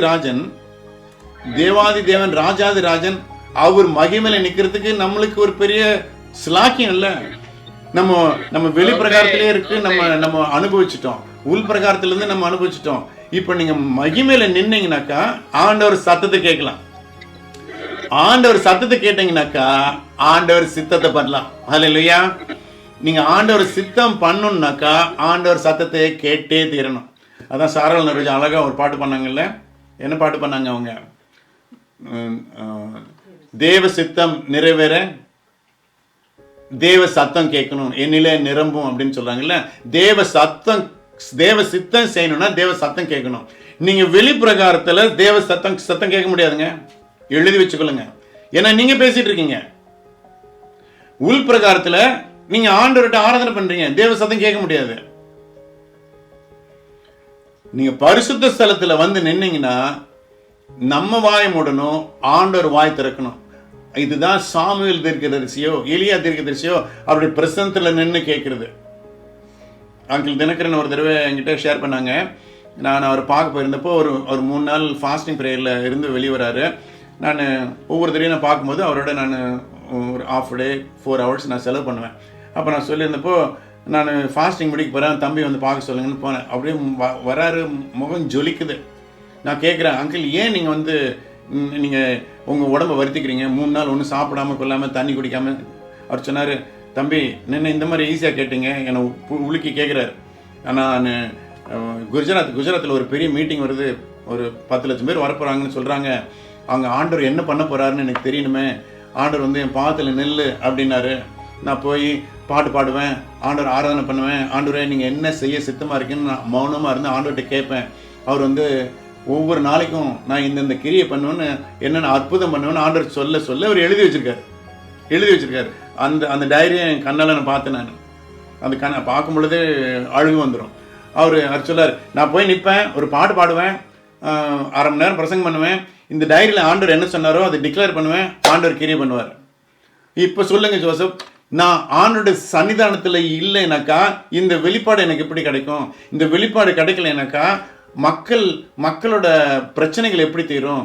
யாராவது குழந்தை இல்லாமல் வருவாங்க, கணவன் மனைவி பிரச்சனை இருக்கும், பண பிரச்சனை இருக்கும், கடன் இருக்கும், பிஸ்னஸ் லாஸ் இருக்கும், விதவிதமான தேவைகளோடு வருவாங்க. அந்த தேவைகளை ஆண்டவர் சொல்லி கொடுக்குறாரு.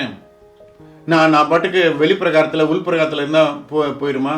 அப்போ தான் அவர் சொல்கிறாரு, ஊழியம் எப்போ தெரியுமா தம்பி, நீ தனி அறையிலிருந்து வழிஞ்சோடுகிற அனுபவத்திலிருந்து வர்றதா ஊழியம். இதுதான் நம்ம இன்னைக்கு கற்றுக்கொள்ள வேண்டிய காரியம். இந்த 6 ஸ்டேஜையும் நம்ம நல்லா புரிஞ்சிட்டோம்னா, நம்ம ஆவி ஆத்மா சரீரம், அது பாவம் எங்கேருந்து பிறக்குது, அக்கிரமம் எங்கே பிறக்குது, சரீரம் மீறுதல் எப்படி பண்ணுது, நம்ம சால்வேஷன் ஆகும் பொழுது என்ன ஆகுது, நம்முடைய பாவம் மன்னிக்கப்பட்டு பரலோக நிச்சயம் வருது, நம்ம ஆத்மாவில் சாபங்கள் விளக்கப்படுது, நம்ம சரீரத்தில் ஆண்டவர் ஹீலிங் ப்ரொவிஷன் கொடுத்துட்டாரு. நான் வெளிப்பிரகாரத்தில் என்னுடைய உடலை பயன்படுத்தி ஆண்டவரை நான் துதிக்கிறேன், உள்பிரகாரத்தில் நான் வந்து ஆண்டவரை என்னுடைய ஆத்மாவையும் சரீரத்தையும் பயன்படுத்தி ஆண்டவரை நான் பேசுகிறேன். ஆனால் இந்த நாளில் இருந்து நான் பரிசுத்த ஸ்தலத்தில் வந்து மகிமையில நின்று ஆண்டவர் சத்தத்தை நான் கேட்க போகிறேன். இதுதான் ஆண்டவர் நம்ம வாழ்க்கையில் விரும்புகிற காரியம். அல்லேலூயா.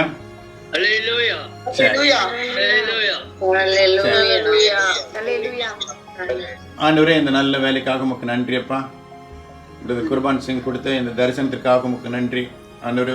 ஒரு ஜெனராசிட்டியோட, ஒரு மேக்னிட்டியோட தன்னுடைய சபைக்கு கிடைத்தது எல்லாருக்கும் கிடைக்கணும், இன்னும் ஆழமாக போகணும், தன்னுடைய சபை மேலோங்கி வரணும், தேவனுடைய சித்தத்தை நிறைவேற்றணும்னு அந்த வாஞ்சியோட ஏற்படுத்தப்பட்ட இந்த பைபிள் ஸ்டடிக்காக நாங்கள் ஆண்டவரை துதிக்கிறோம். எல்லாம் ஆண்டவருக்கு நன்றி சொல்லாமல், ஆண்டவரே உமக்கு நன்றி, ஆண்டவரே உமக்கு நன்றி, ஆண்டவரே எங்கள் கண்களுக்கு மறைக்கப்பட்ட சத்தியத்தை நீங்கள் கொடுத்ததுக்காக உமக்கு நன்றி. எங்களுடைய ஆவி ஆத்மா சரீரத்தில் என்னென்ன காரியங்களை நாங்கள் அட்ஜஸ்ட் பண்ணுமோ அதை நீங்கள் எங்களுக்கு கற்றுக் கொடுக்க முடியாது நாங்கள் ஜெபிக்கிறோம். சாத்தான் வெட்கப்பட்டு போக முடியாது நாங்கள் ஜெபிக்கிறோம். இந்த நாளில் இருந்து கர்த்தாவே நாங்கள் மகிமையில் நிற்கும்படியா, வெளிப்பிரகாரத்தில் மட்டுமல்ல உள்பிரகாரத்தில் மட்டுமல்ல, நாங்கள் மகிமையில் நிற்க பரிசுத்த ஸ்தலத்தில் வந்து உம்முடைய திரைச்சீலையை நீக்கி ஆண்டவரே நாங்கள் உம்முடைய சன்னிதானத்தில் வந்து நிற்கும்படியா, அந்த டைம்ல நீங்க எங்களோட பேசுற சத்தத்தை நாங்க கேட்க எங்களுக்கு உதவி செய்யுங்கப்பா.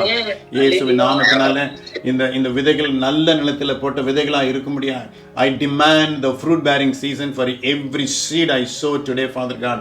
ஒவ்வொரு மேலும் உம்முடைய ஆளுகை ஆதிக்கம், உம்முடைய அபிஷேகம் தங்கி இருக்கும்படி ஆசீர்வதிக்கிறேன். துதிக்கான மகிமை எல்லாற்றையும் நீரை எடுத்துக்கொள்ளும். இயேசுவின் இனி நாமத்தில் ஜெபிக்கிறோம் பிதாவே. ஆமென். ஆமென். ஆமென். Thank you, Pastor. Thank you.